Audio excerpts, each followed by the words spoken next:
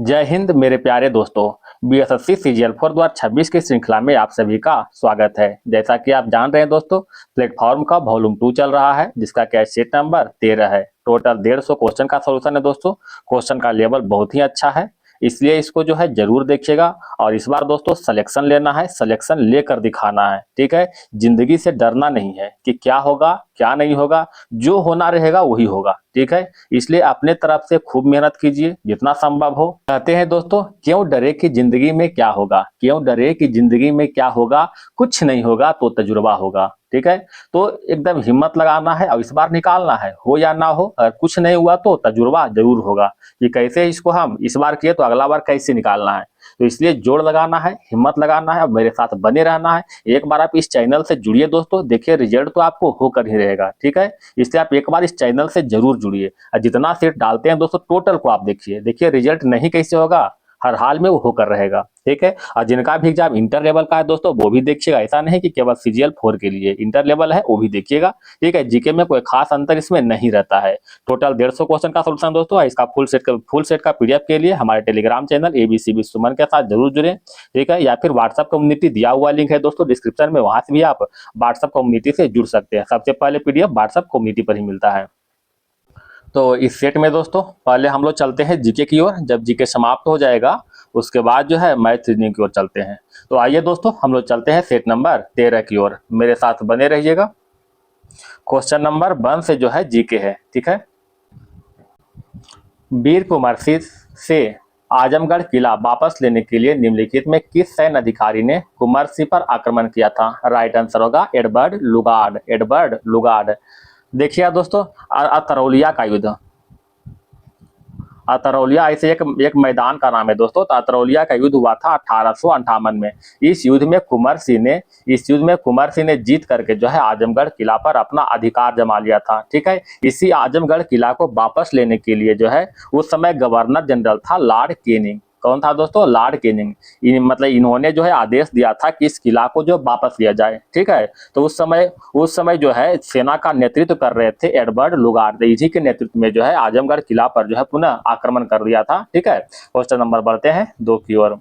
पटना में सदाकत आश्रम की स्थापना कब और किसके द्वारा किया गया था? पटना में सदाकत आश्रम की स्थापना जो है मजहर उल हक के द्वारा किया गया था, ठीक है। मजहर उल हक के द्वारा असहयोग आंदोलन के दौरान, याद रखिएगा असहयोग आंदोलन के दौरान मजहर उल हक के द्वारा, ठीक है। क्वेश्चन नंबर आगे बढ़ते हैं। तीसरा, कलकत्ता, मद्रास और बंबई में उच्च न्यायालय की स्थापना किस अधिनियम से हुआ है? कलकत्ता, मद्रास और बॉम्बे में उच्च न्यायालय की स्थापना जो है भारतीय परिषद अधिनियम 1861 के तहत, सॉरी दोस्तों, भारतीय उच्च न्यायालय अधिनियम 1861 के तहत जो है कलकत्ता, मद्रास और बॉम्बे में उच्च न्यायालय की स्थापना जो है 1862 में। अगर पूछेगा दोस्तों कि इन तीनों में जो है कलकत्ता, मद्रास और बॉम्बे में सबसे पहले जो है कौन सा उच्च न्यायालय की स्थापना हुआ था, तो सबसे पहले जो है कलकत्ता उच्च न्यायालय की स्थापना जो है 1 जुलाई 1862 को हुआ था, ठीक है। और देश के सबसे बड़े उच्च न्यायालय कौन सा है दोस्तों? इलाहाबाद उच्च न्यायालय, इलाहाबाद उच्च न्यायालय। इसका स्थापना जो है 1866 में हुआ था, 1866 में। वर्तमान भारत में उच्च न्यायालय की संख्या कितना है दोस्तों? वर्तमान भारत में उच्च न्यायालय की संख्या जो है टोटल 25 हो गया है। क्वेश्चन नंबर आगे बढ़े 4 की ओर। पवना विद्रोह से संबंधित सही तथ्य निम्न में से कौन सा है, बताइएगा। तो इसका राइट आंसर होगा यह बंगाल क्षेत्र में हुआ था, सही है, ठीक है। यह महाराष्ट्र क्षेत्र में हुआ है, गलत है दोस्तों। कहाँ हुआ था? बंगाल में। यह एक कृषक विद्रोह था, ये भी सही है। तथा यह एक जमींदार विद्रोह था, ये गलत है दोस्तों। क्या था? कृषक विद्रोह। यह 19वीं शताब्दी के उत्तरार्ध विद्रोह था, ये भी सत्य है, ठीक है। मतलब पूर्वार्थ नहीं था, उत्तरार्ध विद्रोह था। तो 1, 3 और 5 जो है बिल्कुल सत्य है। पवना विद्रोह की बात कर रहे हैं दोस्तों, तो यह विद्रोह जो है 1873 से लेकर के 1876 के बीच में हुआ था बंगाल क्षेत्र में, ठीक है। अगर इसका प्रमुख नेता की बात करते हैं दोस्तों, तो प्रमुख नेता के रूप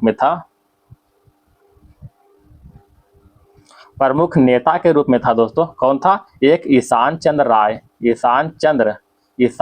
राय प्रमुख नेता थे। और एक था तो केशव चंद्र सेन, केशव चंद्र राय, सॉरी दोस्तों, केशव चंद्र राय, और एक था दोस्तों शंभूपाल। ठीक है, तो ये 3 आदमी थे, इन विद्रोह का नेतृत्व करता थे। अच्छा, इसका एक नारा भी था दोस्तों, पवना विद्रोह के दौरान एक नारा भी दिया गया था। इसने जो है कीर्षक के द्वारा एक नारा था कि हम महारानी सिर्फ महारानी का रैयत होना चाहते हैं, हम महारानी सिर्फ महारानी रैयत होना चाहते हैं। पवना विद्रोह के दौरान ही यह नारा दिया गया था।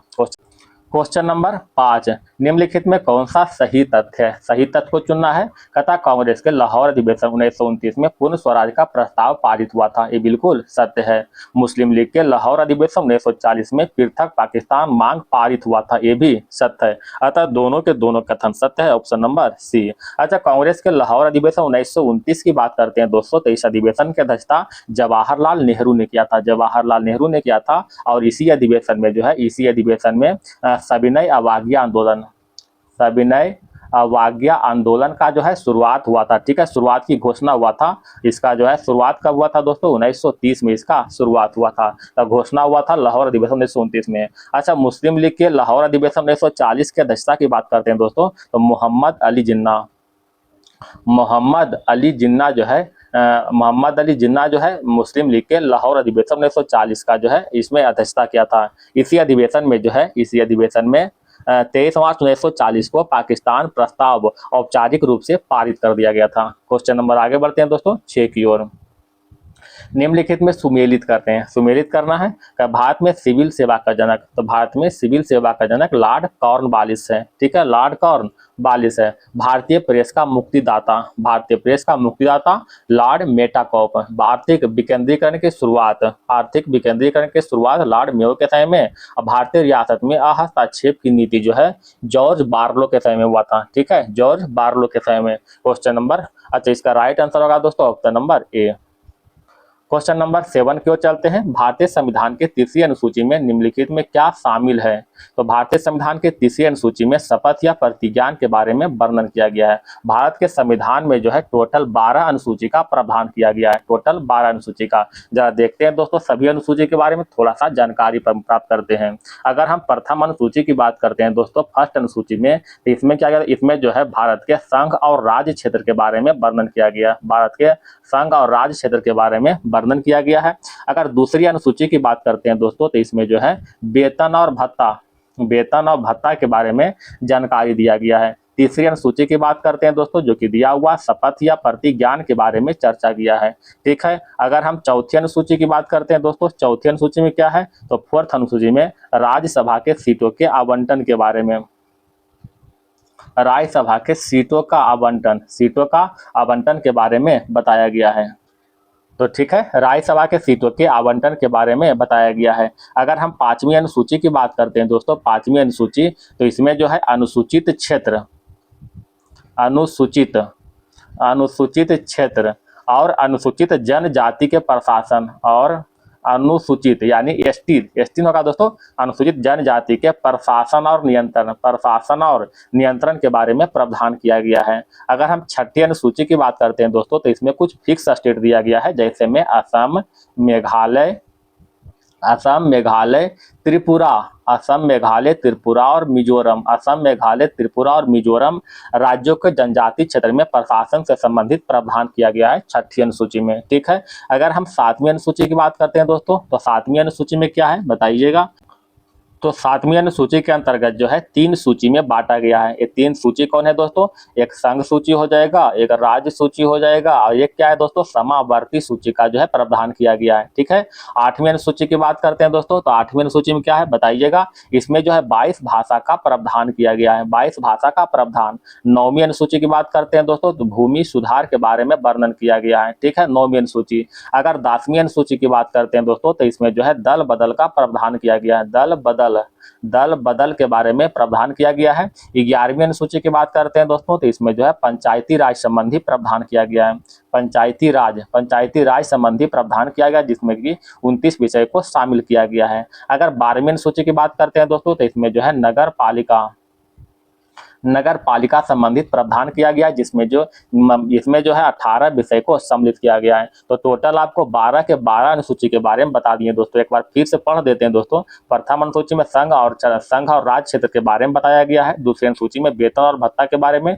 तीसरा अनुसूची शपथ के बारे में। चौथा अनुसूची राज्यसभा में सीटों का आवंटन। पांचवी अनुसूची अनुसूचित क्षेत्र और अनुसूचित जनजाति के प्रशासन और नियंत्रण के बारे में। छठी अनुसूची असम, मेघालय, त्रिपुरा और मिजोरम में अनुसूचित जनजाति के प्रशासन और नियंत्रण, कुछ फिक्स स्टेट केवल दिया हुआ है इसमें। सातवीं सूची में दोस्तों 3 सूची में बांटा गया है, संघ सूची, राज्य सूची और संवर्ती सूची। आठवीं सूची में 22 भाषा का प्रावधान है। नौवीं सूची में नौवीं सूची में इसमें जो है भूमि के बारे में देखा है, ठीक है। 10वीं सूची में दल बदल है। 11वीं सूची में पंचायती राज और 12वीं सूची में नगर पालिका। ये सभी जो है याद रखिएगा दोस्तों। क्वेश्चन नंबर देखिएगा 8 की ओर, निम्नलिखित में किसने भारत के अंग्रेजों के चंगुल से स्वतंत्र करवाने के लिए आजाद हिंद फौज बनाने का रास्ता चुना था? बताइएगा। तो आजाद हिंद फौज बनाने का रास्ता जो है सुभाष चंद्र बोस ने चुना था। ऑप्शन नंबर ए हो जाएगा, ठीक है। सुभाष चंद्र बोस ने आजाद हिंद फौज का जो विचार सबसे पहले जो है कैप्टन मोहन सिंह के मन में आया था। कैप्टन मोहन सिंह के मन में जो है इसका विचार सर्वप्रथम आया था। और 1 सितंबर 1942 को जो है आजाद हिंद फौज का कमान जो है सुभाष चंद्र बोस को सौंप दिया गया था, ठीक है। ये सभी याद रखिएगा। अच्छा, अगर जो है गोपाल कृष्ण गोखले की बात करते हैं दोस्तों, तो इन्होंने जो है 1905 में जो है सर्वेंट ऑफ इंडियन सोसाइटी की स्थापना किया था। सर्वेंट ऑफ इंडियन सोसाइटी की स्थापना किया था 1905 में। कहाँ स्थापना किया दोस्तों? ये स्थापना जो है पुणे में किया था। क्वेश्चन नंबर आगे बढ़े दोस्तों। क्वेश्चन नंबर 9 की ओर, महाशिवरात्रि जिसे शिव के महान रात्रि के रूप में जाना जाता है, किस हिंदू महीने में मनाई जाती है? बताइएगा। तो इसका राइट आंसर होगा फाल्गुन में। ऑप्शन नंबर 1 हो जाएगा। महाशिवरात्रि जो है फाल्गुन महीने में, ठीक है। क्वेश्चन नंबर आगे बढ़े दोस्तों 10 की ओर चलते हैं। कथा भारत में ग्रामीण विकास हेतु ग्रामीण ऋण क्यों महत्वपूर्ण है? तो भारत में ग्रामीण विकास हेतु ग्रामीण ऋण जो है यह किसानों और छोटे व्यवसायियों को उत्पादन और विकास निधि हेतु जो है सहायता जो है प्रदान करता है, ठीक है। ऑप्शन नंबर डी होगा, ठीक है। भारत में जो है ग्रामीण विकास हेतु जो है ऋण प्रदान कौन करता है दोस्तों? तो ऋण प्रदान जो है नाबार्ड करता है, NABARD, ठीक है। नाबार्ड जो है NABARD, तो इसको नाबार्ड जो है ऋण प्रदान करता है। नाबार्ड की बात करते हैं दोस्तों, तो इसका स्थापना जो है 12 जुलाई 1982 को इसका स्थापना हुआ था, ठीक है। शिवरामन समिति के सिफारिश पर, शिवरामन समिति के जो है सिफारिश पर इसका स्थापना हुआ था। अगर इसका हेड क्वार्टर की बात करते हैं दोस्तों, तो हेड क्वार्टर इसका हो जाएगा मुंबई, ठीक है। मुंबई इसका हेड क्वार्टर हो जाएगा। ये जो नाबार्ड जो है दोस्तों, नाबार्ड जो है सीधे जो है किसान को ऋण नहीं देता, एक मतलब यह जो ऋण जो है बैंक को देता है और बैंक जो है किसान को ऋण देता है, ठीक है। तो ध्यान रखिए, मतलब नाबार्ड जो है सीधे जो है डायरेक्ट ऋण जो है किसान को नहीं देता है। क्वेश्चन नंबर आगे बढ़े दोस्तों। और वीडियो पसंद आ रहा है दोस्तों तो एक लाइक जो है जरूर कीजिएगा दोस्तों। आपका एक लाइक हमारे लिए भी मोटिवेशन की तरह है दोस्तों, इसलिए एक लाइक कीजिएगा और आप खुद भी मोटिवेट रहिएगा, क्योंकि इस बार दोस्तों रिजल्ट निकालना है और निकाल के छोड़ना है, क्योंकि इस बार आपको टाइम भी दे रहा है दोस्तों, अच्छा खासा समय है। तो इस बार जो है रिजल्ट आपको 100% निकालना है, ठीक है मेरे दोस्त। विनर वही बनता है जो बार बार हारने के बाद भी एक बार और प्रयास करता है। तो अगर हारे भी हैं दोस्तों तो इस बार एक बार और प्रयास करेंगे और इस बार जो है सफलता लेकर रहेंगे, ठीक है। इस बार सफलता लेकर रहेंगे, ठीक है। थोड़ा सा अपने अंदर जो है एक जुनून और एक जोश जरूर भरिएगा दोस्तों, ठीक है। क्वेश्चन नंबर आगे बढ़ते हैं, देखिएगा। क्वेश्चन नंबर 16 की ओर, सरल लोलक के आवर्तकाल के बारे में सत्य कथन है। बताइए क्या सत्य कथन दोस्तों? कहता है यह जो है लोलक की लंबाई वर्गमूल के समानुपाती होता है। बिल्कुल सही है। ये सही कैसे दोस्तों? आप जानते हैं सरल लोलक के आवर्तकाल T बराबर होता है √2 पाई √L/G होता है। अगर L के मान जितना भी हम इंक्रीज करते जाएंगे दोस्तों तो T के मान भी इंक्रीज होगा। अगर T के मान इंक्रीज करते हैं दोस्तों तो यहाँ जो L के मान भी क्या हो जाएगा, अपने आप इंक्रीज हो जाएगा, ठीक है। जैसे हम मानते हैं दोस्तों कि L का मान शुरुआती में वैल्यू 4 है, ठीक है। शुरुआती में वैल्यू 4 है, अब इसका वैल्यू 4 से होकर के 9 हो गया। तो अगर रूट से निकालेंगे तो क्या हो जाएगा, यहाँ पर 2 रखते हैं तो यहाँ पर 4 रखेंगे तो क्या 2 बाहर निकलेगा। अगर यहाँ पर 9 रखते हैं दोस्तों तो क्या निकलेगा, 3 बार। तो हम देख रहे हैं ज्यादा हो रहा है। कहने का मतलब ये है दोस्तों, अगर L को बढ़ाते हैं तो T के मान भी बढ़ेगा, अगर T बढ़ाएंगे तो L का मान भी बढ़ेगा, यानी दोनों जो है आपस में समानुपाती है, ठीक है। तो ये एक जो है बिल्कुल सत्य है। यह लोलक के द्रव्यमान पर निर्भर करता है। गलत है दोस्तों, यह लोलक के द्रव्यमान पर निर्भर नहीं करता है। ये लोलक के द्रव्यमान पर निर्भर नहीं करता है। गर्मियों में लोलक घड़ी सुस्त हो जाती है क्योंकि लंबाई बढ़ जाता है। बिल्कुल, जब लंबाई बढ़ जाएगा तो क्या हो जाएगा, घड़ी क्या होगा, सुस्त हो जाएगा। ये भी सत्य है। तो 1 और 3 सही है, option number B is right answer. Question number देखिए दोस्तों 17 की ओर चलते हैं। आयनन कंकाल में कितनी अस्थियां होती है जिसमें से प्रत्येक के अपने शारीरिक लैंडमार्क और विकास के चरण होते हैं, बताइएगा दोस्तों। इसका राइट आंसर हो जाएगा 14, ऑप्शन नंबर बी हो जाएगा। अच्छा, आयनन कंकाल मतलब होता है दोस्तों फेसियल अस्थियां, जो फेस में होता है ना, चेहरा में, तो चेहरा में जो है कितना हड्डी होता है, चेहरा में 14 हड्डी होता है। ठीक है, चेहरा में। अच्छा, मानव जो है कपाल होता है, जो मानव कपाल, कपाल में कितना हड्डी होता है दोस्तों, तो इसमें जो है कपाल में टोटल 8 हड्डी होता है, चेहरा में 14 हड्डी। इस प्रकार खोपड़ी में जो है टोटल मिलाकर के 14 + 8 कितना होगा, खोपड़ी में टोटल 22 हड्डी होता है। तो अगर पूछे दोस्तों खोपड़ी में कितना हड्डी, तो 22 हड्डी। इसमें से 14 चेहरा में होता है और 8 कपाल में, और चेहरा को ही आयनन कंकाल कहते हैं, आयनन कंकाल। ठीक है। Question number 18। जब एक गोल हरे बीज वाले पौधे का संस्करण एक झुर्रीदार पीले बीज वाले मटर के पौधे के साथ कराया जाता है तो परिणाम स्वरूप F1 पीढ़ी के पौधे वाले होंगे। तो F1 पीढ़ी के पौधे वाले क्या होंगे, कहता है गोल और पीले बीज, गोल और पीले बीज, ऑप्शन नंबर 1। Question number 19। विशेष रूप से उच्च समरूपता मौजूद होने पर विद्युत क्षेत्र की गणना करते समय कौन सा नियम सबसे अधिक बार प्रयुक्त होता है, राइट आंसर होगा गॉस का नियम, option number B. Question number 20। Cosmic किरणें आवेशित कण है, वे पृथ्वी के सतह पर कम तीव्रता से पहुंचती है, भूमध्य रेखा पर ध्रुवों की तुलना में क्यों। तो भूमध्य रेखा में ध्रुवों की तुलना पर पृथ्वी का चुंबकीय क्षेत्र आवेशित कणों में ध्रुवों की ओर मोड़ देता है, ऑप्शन नंबर बी हो जाएगा। क्वेश्चन नंबर आगे बढ़े दोस्तों 31 की ओर आते हैं। ठीक है। 1971 में लघु कृषक विकास एजेंसी और सीमांत कृषक एवं कृषि मजदूर एजेंसी की स्थापना किसकी संस्तुति पर की गई है, तो राइट आंसर होगा अखिल भारतीय ऋण समीक्षा समिति, ऑप्शन नंबर 1, अखिल भारतीय ऋण समीक्षा समिति। Question number 32। स्वनिर्म चतुर्भुज राजमार्ग नेटवर्क की कुल लंबाई लगभग कितनी है, तो स्वनिर्म चतुर्भुज राजमार्ग नेटवर्क की कुल लंबाई लगभग जो है 5846 किलोमीटर है, ऑप्शन नंबर बी 5846 किलोमीटर। स्वनिर्म चतुर्भुज राजमार्ग की बात करते हैं दोस्तों, तो इसका जो है निर्माण कार्य 2001 में शुरू हुआ था तथा 2012 में जो बन करके तैयार हो गया, 2012 में यह तैयार हो गया। ठीक है। यह राजमार्ग जो है 4 महानगर जैसे में दिल्ली, मुंबई, चेन्नई और कोलकाता को जोड़ता है। दिल्ली, मुंबई, चेन्नई और कोलकाता को जो है यह राजमार्ग जोड़ता है। क्वेश्चन नंबर आगे बढ़े दोस्तों 33 की ओर। निम्नलिखित में किस संविधान संशोधन अधिनियम द्वारा रियासतों के पूर्व शासकों के राज भत्ते और विशेषाधिकार को समाप्त कर दिया गया था, तो इसका राइट आंसर हो जाएगा 36वां संविधान संशोधन। 26वां संविधान संशोधन की बात करते हैं दोस्तों, तो यह जो है 1971 में हुआ था, 1971 में।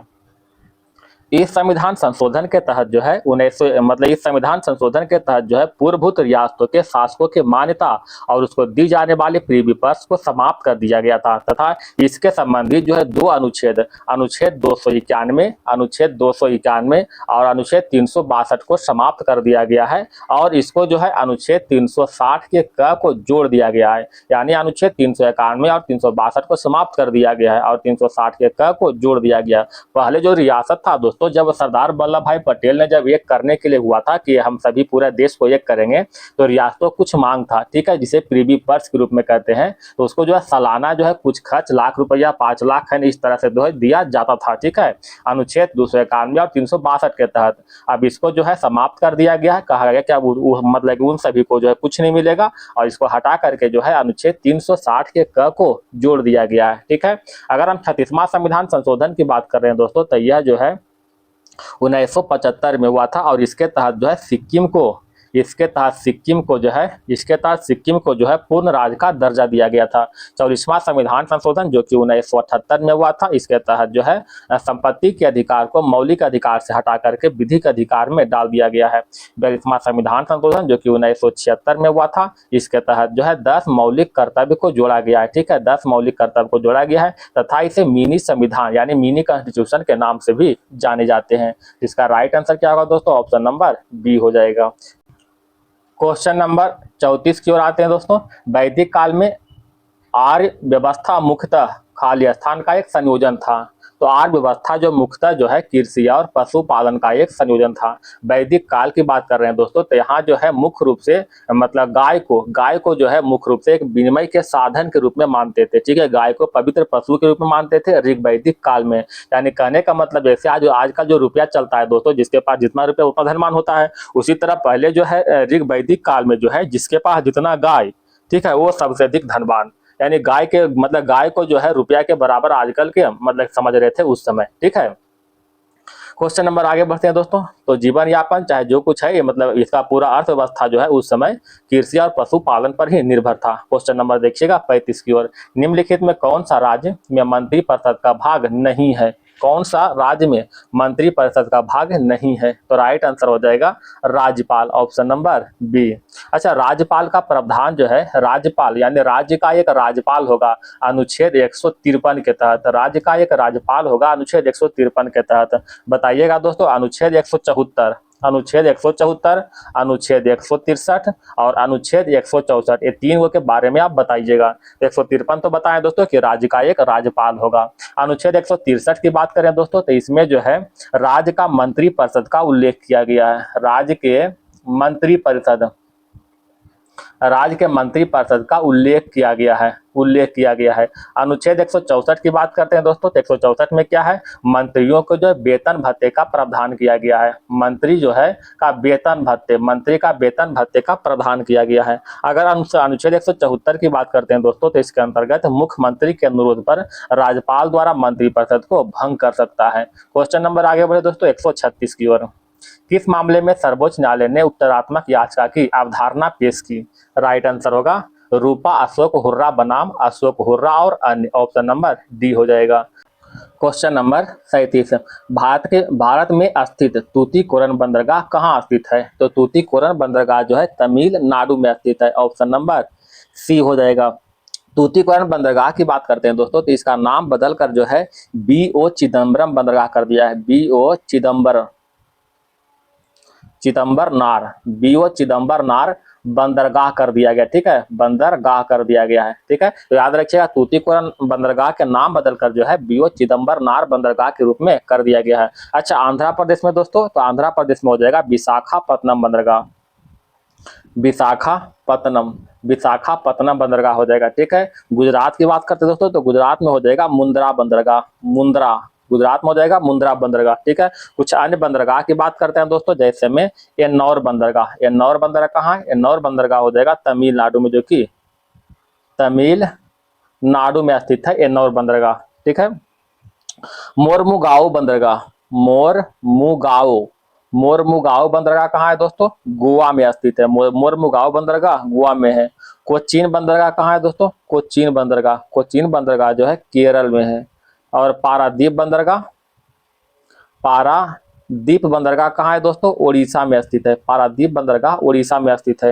ये सभी बंदरगाह का जो नाम याद रखिए। कुछ अन्य बातें इसके बारे में थोड़ा सा जानते हैं दोस्तों, जैसे में भारत के सबसे बड़ा कंटेनर बंदरगाह जवाहरलाल नेहरू बंदरगाह को कहते हैं। भारत के सबसे बड़ा प्राकृतिक बंदरगाह मुंबई बंदरगाह है। भारत के सबसे पुराना कृत्रिम बंदरगाह ये जो चेन्नई बंदरगाह है। और भारत के सबसे विस्तृत प्रांगण वाला बंदरगाह कोच्चि बंदरगाह है। कोच्चि बंदरगाह को ही अरब सागर के रानी के रूप में जानते हैं। ठीक है, क्वेश्चन नंबर आगे बढ़े दोस्तों 38 की ओर।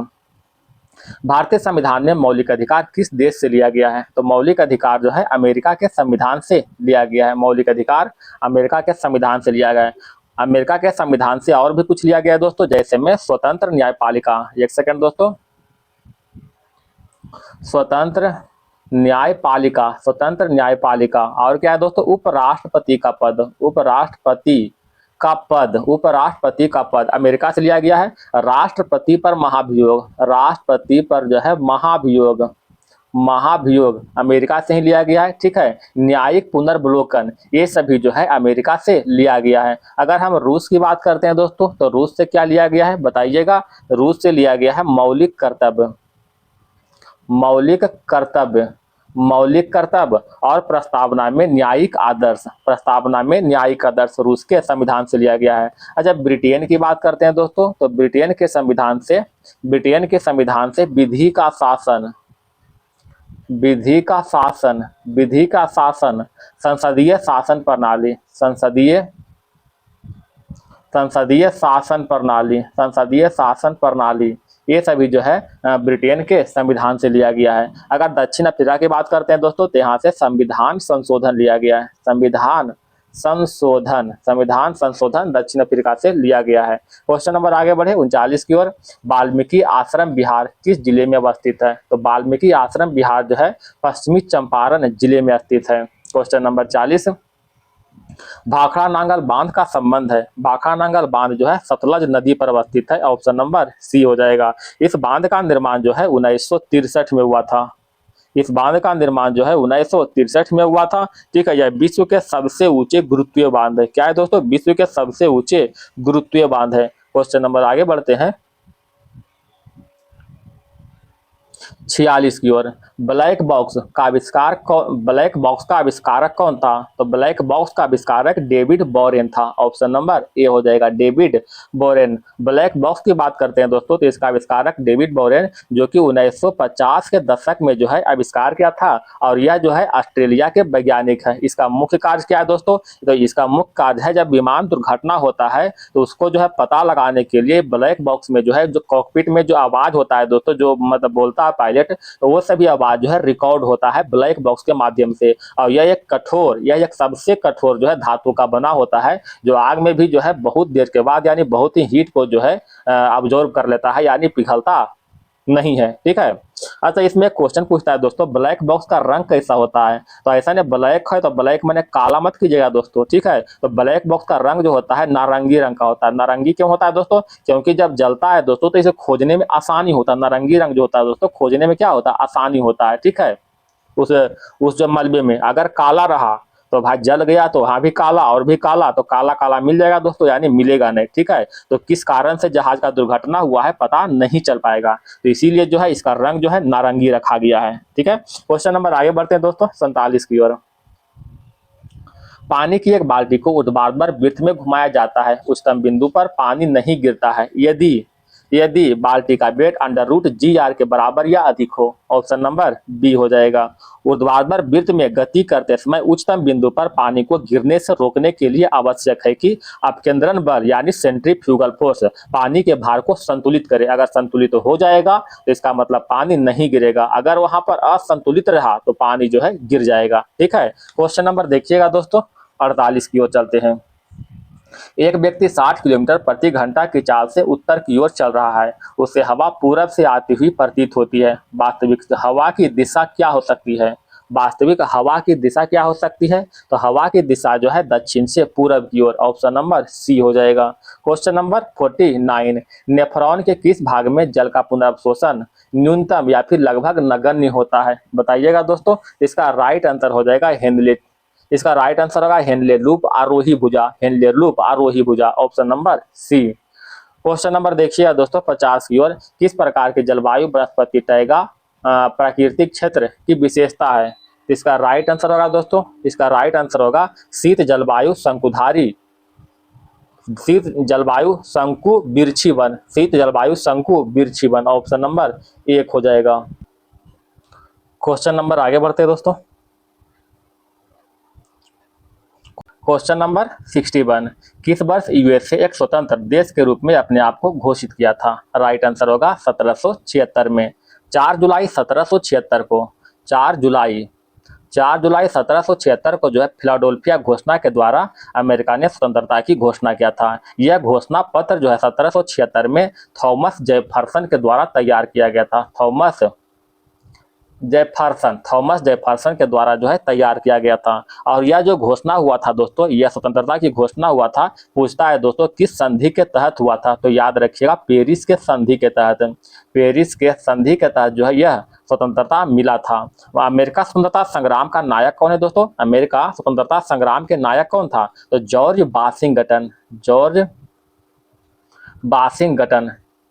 क्वेश्चन नंबर आगे बढ़ते हैं दोस्तों 62 की ओर। भारतीय वन्यजीव संरक्षण अधिनियम वर्ष में लागू किया गया था। तो भारतीय वन्यजीव संरक्षण अधिनियम जो है 1972 में लागू किया गया था। 1972 में इसका मुख्य उद्देश्य पशुओं और पौधों को संरक्षित करना है। कुछ अन्य अधिनियम की बात करते हैं दोस्तों, जैसे में बाघ संरक्षण अधिनियम, जिसे कहते हैं प्रोजेक्ट टाइगर। तो बाघ संरक्षण अधिनियम जो है कब हुआ था? 1973 में। क्या कहते हैं? Project tiger. ठीक है। मगरमच्छ संरक्षण अधिनियम 1975 में। वन संरक्षण अधिनियम 1980 में। ठीक है। पर्यावरण संरक्षण अधिनियम कब हुआ था दोस्तों? 1986 में हुआ था। हाथी संरक्षण जो है 1992 में हुआ था। जैव विविधता संरक्षण एक्ट 2002 में हुआ था। तो ये सभी संरक्षण जो है याद रखिएगा। ठीक है। क्वेश्चन नंबर बढ़ते हैं दोस्तों 63 की ओर। शिव पूजन सहाय का जन्म कब हुआ था? शिव पूजन सहाय का जन्म जो है 1893 में हुआ था। शिव पूजन सहाय का जन्म जो है भोजपुर जिला के उन्नास गांव में हुआ था। क्वेश्चन नंबर आगे बढ़े दोस्तों 64 की ओर। गुलामगिरी पुस्तक का लेखक कौन सा समाज सुधारक थे? तो गुलामगिरी पुस्तक का लेखक ज्योतिबा फूले थे। ऑप्शन नंबर सी हो जाएगा। कुछ अन्य पुस्तक की बात करते हैं दोस्तों, जैसे में एनिहिलेशन ऑफ कास्ट, एनिहिलेशन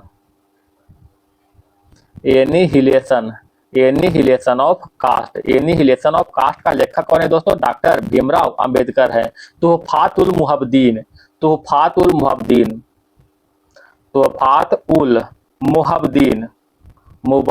दोस्तों, तोहफातुल मुवाहिदीन का लेखक कौन है? राजा राम मोहन राय है। कर्मयोग और ज्ञान योग का लेखक कौन है? स्वामी विवेकानंद। सभी किताब याद रखिए। कुछ अन्य किताब की बात करते हैं, जैसे में द स्कोप ऑफ हैप्पीनेस का लेखक विजयालक्ष्मी पंडित है। द कैप्टिव लेडी का लेखक मधुसूदन दत्त है। ठीक है। Michael Madhusudan Dutt. Question number आगे बढ़ते हैं दोस्तों 65 की ओर। इसरो के तहत आने वाले NSIL का पूरा नाम क्या है? तो NSIL का पूरा नाम न्यू स्पेस इंडिया लिमिटेड। ठीक है। इसरो की बात करते हैं दोस्तों, तो इसका फुल फॉर्म क्या है दोस्तों? Indian Space Research Organisation. इसका स्थापना जो है 1969 में हुआ था। 15 अगस्त 1969 में इसका स्थापना हुआ था। ठीक है। अगर अंतरिक्ष विभाग की बात करते हैं दोस्तों, अंतरिक्ष आयोग या फिर अंतरिक्ष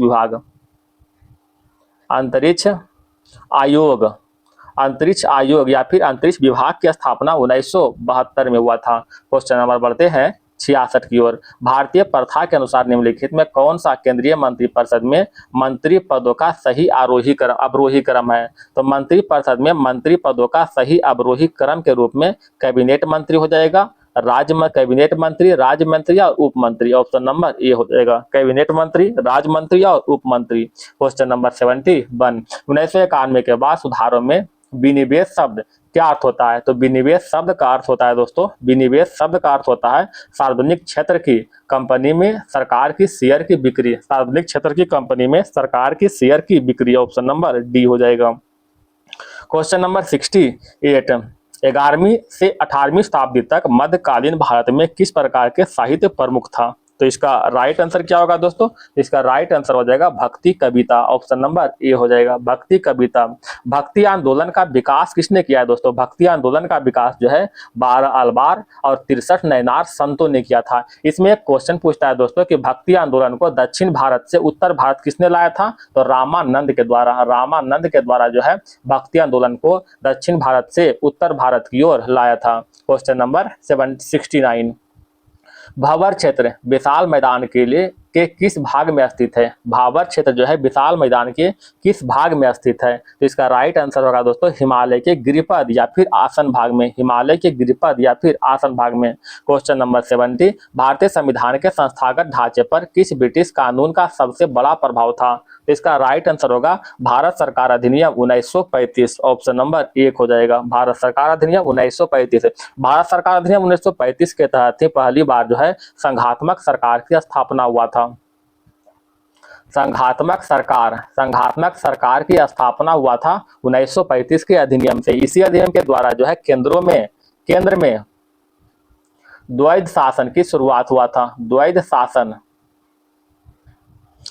शासन, ठीक है, केंद्रों में द्वैध शासन की शुरुआत हुआ था भारत सरकार अधिनियम 1935 के तहत ही। अगर 1919 के अधिनियम की बात करते हैं दोस्तों तो इसे जो है माउंटेग्यू चेम्सफोर्ड सुधार अधिनियम के नाम से जाने जाते हैं। इस अधिनियम के द्वारा जो है द्विसदनीय यानी केंद्र में द्विसदनीय व्यवस्था की स्थापना किया गया था। इसी अधिनियम के द्वारा प्रथम बार जो है राज्य परिषद का गठन किया गया था। प्रथम बार यानी फर्स्ट बार जो है राज्य परिषद का गठन किया गया था। और इसी अधिनियम के द्वारा ही महिलाओं को प्रथम बार मतदान देने का अधिकार मिला था। महिला को प्रथम बार मतदान देने का अधिकार मिला था 1919 के अधिनियम के द्वारा ही। और 1909 के अधिनियम की बात करते हैं दोस्तों तो इसे जो है मार्ले मिंटो सुधार के नाम से भी जाने जाते हैं। क्वेश्चन नंबर आगे बढ़े दोस्तों 76 की ओर। पाचन तंत्र में जो है किसकी नली के खुलने के स्थान को नियंत्रित करता है? पाचन तंत्र में किसकी नली के खुलने के स्थान को नियंत्रण करता है? तो इसका राइट आंसर होगा हेप्टोपैंक्रियाटिक डक्ट। ऑप्शन नंबर सी हो जाएगा। क्वेश्चन नंबर देखिए 77, रक्त समूह ओ वाला एक पिता और रक्त समूह ए बी वाला माता के बच्चों में कौन सा रक्त समूह संभव नहीं है? तो इसका राइट आंसर होगा दोस्तों ओ, ऑप्शन नंबर सी, यानी ओ जो है संभव नहीं है। उसमें ए हो सकता है, चाहे बी हो सकता है, चाहे ए बी हो सकता है, ठीक है, लेकिन वो जो है कभी नहीं हो सकता है। क्वेश्चन नंबर देखिए दोस्तों 78 की ओर। एक जीन दूसरे जीन की अभिव्यक्ति को दबा देता है, लेकिन वे एलिसिस नहीं है। इस घटना को क्या कहते हैं? तो इस घटना को जो है एपिस्टोसिस के नाम से जानते हैं। एपिस्टेसिस के नाम से। क्वेश्चन नंबर देखिए दोस्तों 79, मेंडल का स्वतंत्र अपव्यूहन नियम किस स्थिति में लागू नहीं होता है? राइट आंसर होगा एक जीन एक ही गुणसूत्र पर बहुत आसपास स्थित हो। ऑप्शन नंबर सी हो जाएगा। एक जीन एक ही गुणसूत्र पर बहुत आसपास स्थित हो। ठीक है, क्वेश्चन नंबर बढ़ते हैं दोस्तों 80 की ओर। निम्नलिखित में कौन सा हार्मोन विपरीत कार्य करने वाला यानी पैराथार्मोन के जो है विपरीत कार्य करने वाला हार्मोन कौन सा है? तो पैराथार्मोन के विपरीत कार्य करने वाला हार्मोन कैल्सीटोनिन हार्मोन है। ठीक है, कैल्सीटोनिन हार्मोन। एंड्रेनाइलिन हार्मोन को आप जानते हैं दोस्तों, इसे जो है लड़ो या उड़ो हार्मोन कहते हैं। लड़ो या फिर उड़ो हार्मोन के नाम से जाने जाते हैं। क्वेश्चन नंबर देखिए दोस्तों, आगे बढ़ते हैं।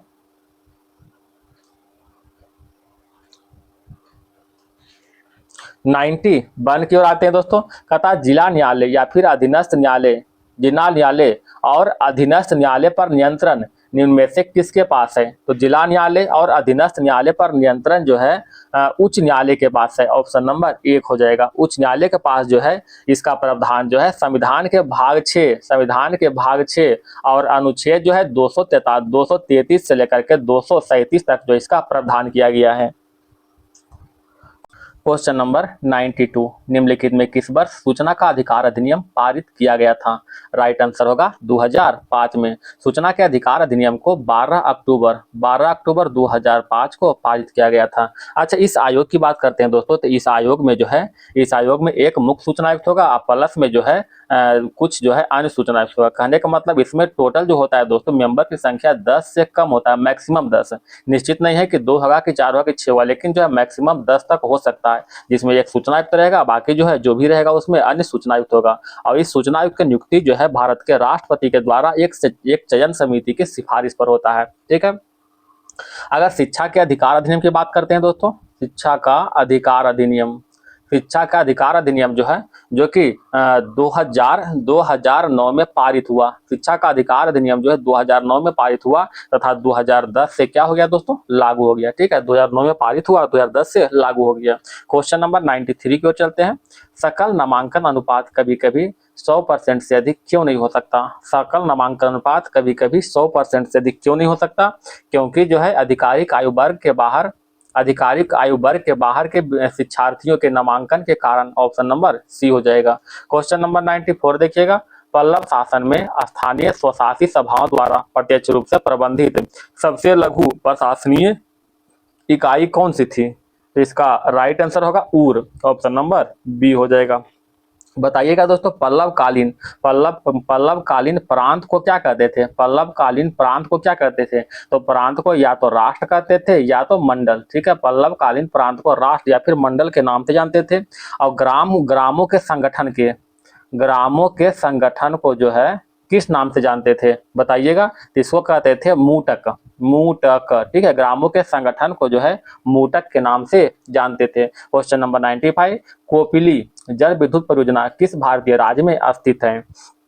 तो कोपिली जल विद्युत परियोजना जो है असम में स्थित है, ऑप्शन नंबर 1 हो जाएगा। इस परियोजना का स्थापना जो है 1976 में हुआ था, 1976 में। तो इसका संचालन north east electric power corporation limited के द्वारा किया जाता है। जिसका शॉर्ट फॉर्म की बात करते हैं तो इसका शॉर्ट फॉर्म हो जाएगा, इसका संचालन जो करता है उसका शॉर्ट फॉर्म NEEPCO, मतलब north east electric power corporation limited. इसी के द्वारा जो है कोपिली जल विद्युत परियोजना को संचालन होता है। अरुणाचल प्रदेश की बात करते हैं दोस्तों, तो यहाँ जो है सियांग जल विद्युत परियोजना है, सियांग जल विद्युत परियोजना। अगर हम मेघालय की बात करते हैं दोस्तों, तो यहाँ पर है उमियाम जल विद्युत परियोजना। अगर हम सिक्किम की बात करें दोस्तों, तो सिक्किम में कौन सा है? तो सिक्किम में है चूजाचेन जल विद्युत परियोजना। ये तीनों याद रखिएगा, सिक्किम में चूजाचेन जल विद्युत परियोजना, अरुणाचल प्रदेश में सियांग परियोजना और मेघालय में उमियाम परियोजना। क्वेश्चन नंबर आगे बढ़े 96 की ओर। उत्तर पश्चिमी रेलवे जोन का मुख्यालय कहाँ स्थित है? उत्तर पश्चिमी रेलवे जोन का मुख्यालय जयपुर में स्थित है, ऑप्शन नंबर बी हो जाएगा। उत्तर पश्चिमी रेलवे जोन के मुख्यालय जयपुर में स्थित है। अगर इसका स्थापना की बात करते हैं दोस्तों, तो इसका स्थापना 1 अक्टूबर 2002 को किया गया था, 1 अक्टूबर 2002 को। अगर हम हुबली की बात करते हैं दोस्तों, तो हुबली जो है दक्षिण पश्चिमी रेलवे का मुख्यालय है। दक्षिण पश्चिम रेलवे का मुख्यालय कौन सा दोस्तों? हुबली। अगर हम हाजीपुर की बात करते हैं दोस्तों, तो हाजीपुर में हो जाएगा पूर्व मध्य रेलवे का मुख्यालय हाजीपुर। अगर हम नई दिल्ली की बात करते हैं दोस्तों, तो उत्तर रेलवे का मुख्यालय कहाँ है? नई दिल्ली में है। बताइएगा दोस्तों, भारतीय रेलवे बोर्ड की स्थापना कब हुआ था? तो भारतीय रेलवे बोर्ड की स्थापना 1905 में हुआ था, लॉर्ड कर्जन के समय में। और इसका जो शासन काल है 1899 से लेकर के 1905 तक रहा है। ठीक है, लॉर्ड कर्जन के समय में ही भारतीय रेलवे का सर्वाधिक विस्तार भी हुआ था। क्वेश्चन नंबर बढ़ते हैं 97 की ओर। पंबन बंदरगाह भारत के किस राज्य में स्थित है? तो पंबन बंदरगाह जो है भारत के तमिलनाडु राज्य में अवस्थित है, भारत के तमिलनाडु में। बताइएगा दोस्तों, भारत के सबसे बड़ा प्राकृतिक बंदरगाह तथा सबसे व्यस्तम बंदरगाह कौन सा है? तो सबसे बड़ा प्राकृतिक बंदरगाह और सबसे व्यस्तम बंदरगाह हो जाएगा मुंबई। ठीक है, मुंबई पोर्ट। कौन सा है दोस्तों? मुंबई पोर्ट। केरल में कौन सा बंदरगाह है दोस्तों? बताइएगा। केरल में हो जाएगा कोच्चि पोर्ट। ठीक है, कोच्चि पोर्ट केरल में। इसे जो है अरब सागर के रानी कहते हैं, अरब सागर के रानी के रूप में जाने जाता है कोच्चि पोर्ट को। क्वेश्चन नंबर आगे बढ़े 98 की ओर। संविधान का कौन सा अनुसूची अनुसूचित क्षेत्रों और जनजाति के प्रशासन से संबंधित है? राइट आंसर होगा 5वीं अनुसूची, ऑप्शन नंबर सी हो जाएगा, 5वीं अनुसूची। इसके पहले दोस्तों हम सारा अनुसूची को हम एक बार लिख चुके हैं। ठीक है, पिछला क्वेश्चन में सारा अनुसूची को लिख चुके हैं।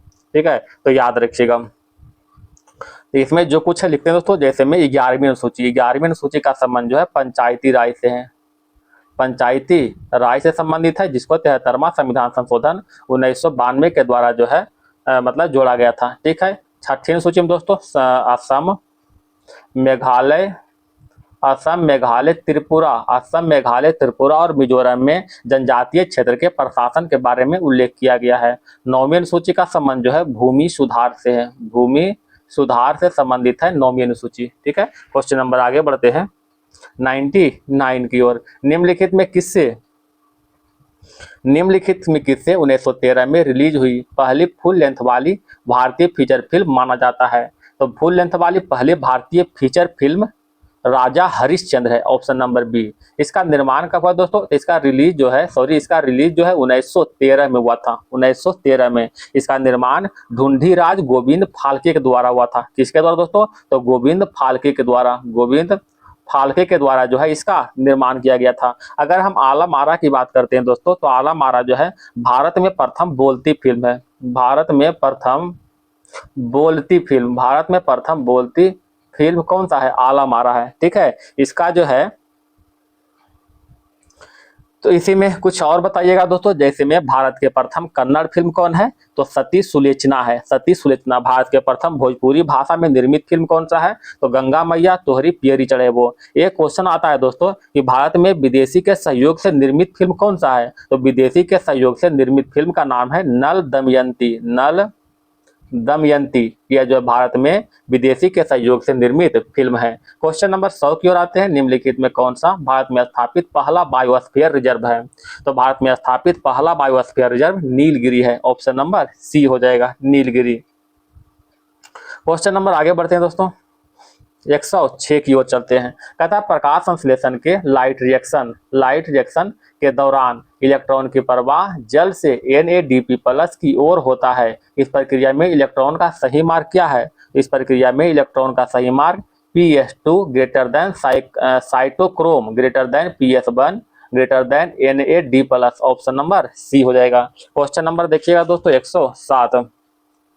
सिल्वर कॉर्प मछली तालाब के किस क्षेत्र से भोजन ग्रहण करता है? तो सिल्वर कार्प एक मछली है दोस्तों, मछली के प्रकार है। तो यह अपना भोजन जो है सतह से ग्रहण करता है। ठीक है, सतह से, ऑप्शन नंबर सी हो जाएगा। क्वेश्चन नंबर देखिएगा 108 की ओर। जब हम बर्फ को 0 डिग्री सेल्सियस पर गर्म करते हैं तो 0 डिग्री सेल्सियस पर ही पानी में बदलने के दौरान तापमान स्थिर रहता है। यह ऊष्मा कहाँ जाती है? तो यह ऊष्मा जो है यह कणों के बीच आकर्षण बल को तोड़ने में खर्च होती है। ठीक है, यह कणों के बीच आकर्षण बल को तोड़ने में खर्च होती है, ऑप्शन नंबर सी हो जाएगा। बताइएगा दोस्तों बर्फ के गलन की गुप्त ऊष्मा के मान कितना होता है? तो बर्फ के गलन की गुप्त ऊष्मा के मान जो है 80 कैलोरी प्रति ग्राम होता है, 80 कैलोरी प्रति ग्राम। बताइएगा दोस्तों भाप के जो है गुप्त ऊष्मा का मान कितना होता है? तो भाप के कितना होता है? 540 कैलोरी प्रति ग्राम होता है। तो दोनों जो है याद रखिएगा। Question number 109। परमाणु अपनी पहचान बनाए रखते हैं चाहे वे किसी भी भौतिक या रासायनिक परिवर्तन से गुजरे। यह डाल्टन के किस बिंदु का निष्कर्ष है? इसका राइट आंसर होगा परमाणु की अविनाशिता, ऑप्शन नंबर 1 हो जाएगा। Question number 110। एक शुद्ध रासायनिक यौगिक में तत्व हमेशा द्रव्यमान के एक निश्चित अनुपात में मौजूद होते हैं। यह कथन किसका है? तो यह कथन जो है जोसेफ प्राउट का है, ऑप्शन नंबर बी हो जाएगा, जोसेफ प्राउट। और जोसेफ प्राउट के द्वारा ही 1799 में जोसेफ प्राउट के द्वारा ही 1799 में अस्थिर अनुपात का नियम दिया है, अस्थिर अनुपात का जो है नियम दिया था। ठीक है, अगर हम लेबोजियर की बात करते हैं दोस्तों तो यह क्या है? आधुनिक रसायन विज्ञान का जनक माने जाते हैं। ठीक है, रसायन विज्ञान के जनक कौन है? एंटोनी लेबोजियर। क्वेश्चन नंबर आगे बढ़ते हैं दोस्तों,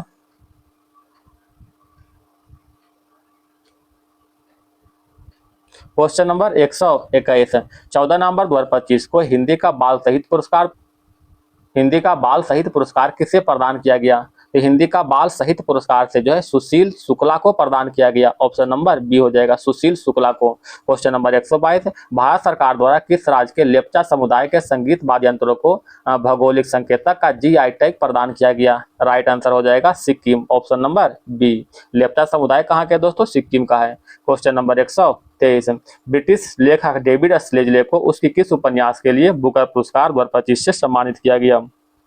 तो डेविड स्लेजले को जो है ठीक है, ऑप्शन नंबर ए हो जाएगा। फ्लैश के लिए यानी फ्लैश उपन्यास के लिए बुकर पुरस्कार 2025 से सम्मानित किया गया था डेविड अस्लेजले को।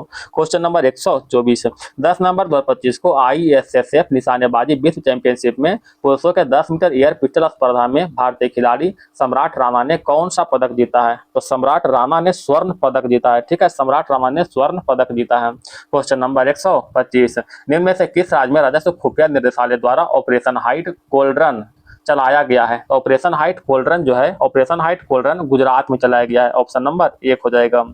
इस ऑपरेशन के तहत गुजरात के बालसाड़ जिले में एक गुप्त कारखाना पर छापा मारकर बड़ी सफलता हासिल किया है। Question number 126, pro kabaddi league 2025 का खिताब किस टीम ने जीता है? तो प्रो कबड्डी लीग 2025 का खिताब जो है दबंग दिल्ली केसी ने जीता है। दबंग दिल्ली केसी ने। प्रो कबड्डी लीग की बात करते हैं दोस्तों, तो इसका शुरुआत जो है 2014 भारत में हुआ है प्रो कबड्डी लीग का शुरुआत। क्वेश्चन नंबर 127, अक्टूबर 2025 में चर्चा में रहा बैलिस्टिक मिसाइल ह्यूनमू 5 किस देश के द्वारा विकसित किया गया है? ह्यूनमू 5 जो है कोरिया के द्वारा विकसित किया गया है, दक्षिण कोरिया के द्वारा। क्वेश्चन नंबर देखिएगा 128, प्रादेशिक सेना में लेफ्टिनेंट कर्नल की मानक उपाधि से किस प्रसिद्ध भारतीय खिलाड़ी को सम्मानित किया गया है? तो मानद उपाधि से नीरज चोपड़ा को सम्मानित किया गया है। ऑप्शन नंबर 1 हो जाएगा नीरज चोपड़ा। क्वेश्चन नंबर 129, अक्टूबर 2025 में 47वां आसियान शिखर सम्मेलन का आयोजन किस देश में किया गया है? तो 47वां आसियान शिखर सम्मेलन का आयोजन मलेशिया की राजधानी कुआलालंपुर में किया गया है। ऑप्शन नंबर 1 हो जाएगा मलेशिया की राजधानी कुआलालंपुर में किया गया है। क्वेश्चन नंबर आगे बढ़ते हैं दोस्तों 130 की ओर। भारतीय नौसेना ने किस देश के साथ द्विपक्षीय समुद्री अभ्यास जिमेक्स 25 में भाग लिया है? तो जिमेक्स 25 में जापान के साथ भाग लिया है। ऑप्शन नंबर बी हो जाएगा। क्वेश्चन नंबर आगे बढ़ते हैं दोस्तों 136 की ओर आते हैं। कहता है 4 म्यू हीलियम और 4 ग्राम हीलियम के अनुपात क्या होगा? तो 4 म्यू हीलियम जो है, ये जो 4 म्यू हीलियम है दोस्तों, ये जो है परमाणु के एक आइटम के द्रव्यमान के बराबर होता है। एक आइटम के द्रव्यमान के बराबर होता है। ठीक है, अगर 4 ग्राम हीलियम की बात करते हैं दोस्तों, तो ये जो 4 ग्राम हीलियम है परमाणु के 1 मोल के बराबर होता है। परमाणु के 1 मोल के बराबर होता है। और 1 मोल बराबर आप जानते हैं दोस्तों कि 6.022 गुणे 10 पावर 23 ग्राम होता है। ठीक है, तो अगर इसका जो है रेशियो निकालते हैं तो क्या हो जाएगा? 1 रेशियो Na। ठीक है, ऑप्शन नंबर क्या हो जाएगा? बी। Na मतलब ये जो Na मतलब हुआ दोस्तों एवोगाड्रो संख्या जो होता है ना, Na ए से एवोगाड्रो संख्या, तो 1 रेशियो Na। क्वेश्चन नंबर देखिएगा, इसका राइट आंसर हो गया ना option number B. Question number 137, canal किरणें वास्तव में क्या है? कैनाल किरणें वास्तव में धन आवेशित गैसीय आयन है। धन आवेशित गैसीय आयन है। क्वेश्चन नंबर 138, सभी अपघटन अभिक्रिया होती है किसमें होती है बताइएगा? तो उष्मा शोषी में होती है। ऑप्शन नंबर बी हो जाएगा। सभी अपघटन अभिक्रियाएं उष्मा शोषी में होती है।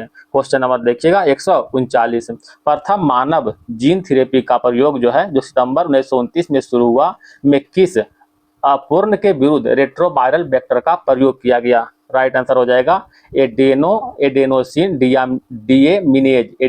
डीएमिनेज। ऑप्शन नंबर सी हो जाएगा।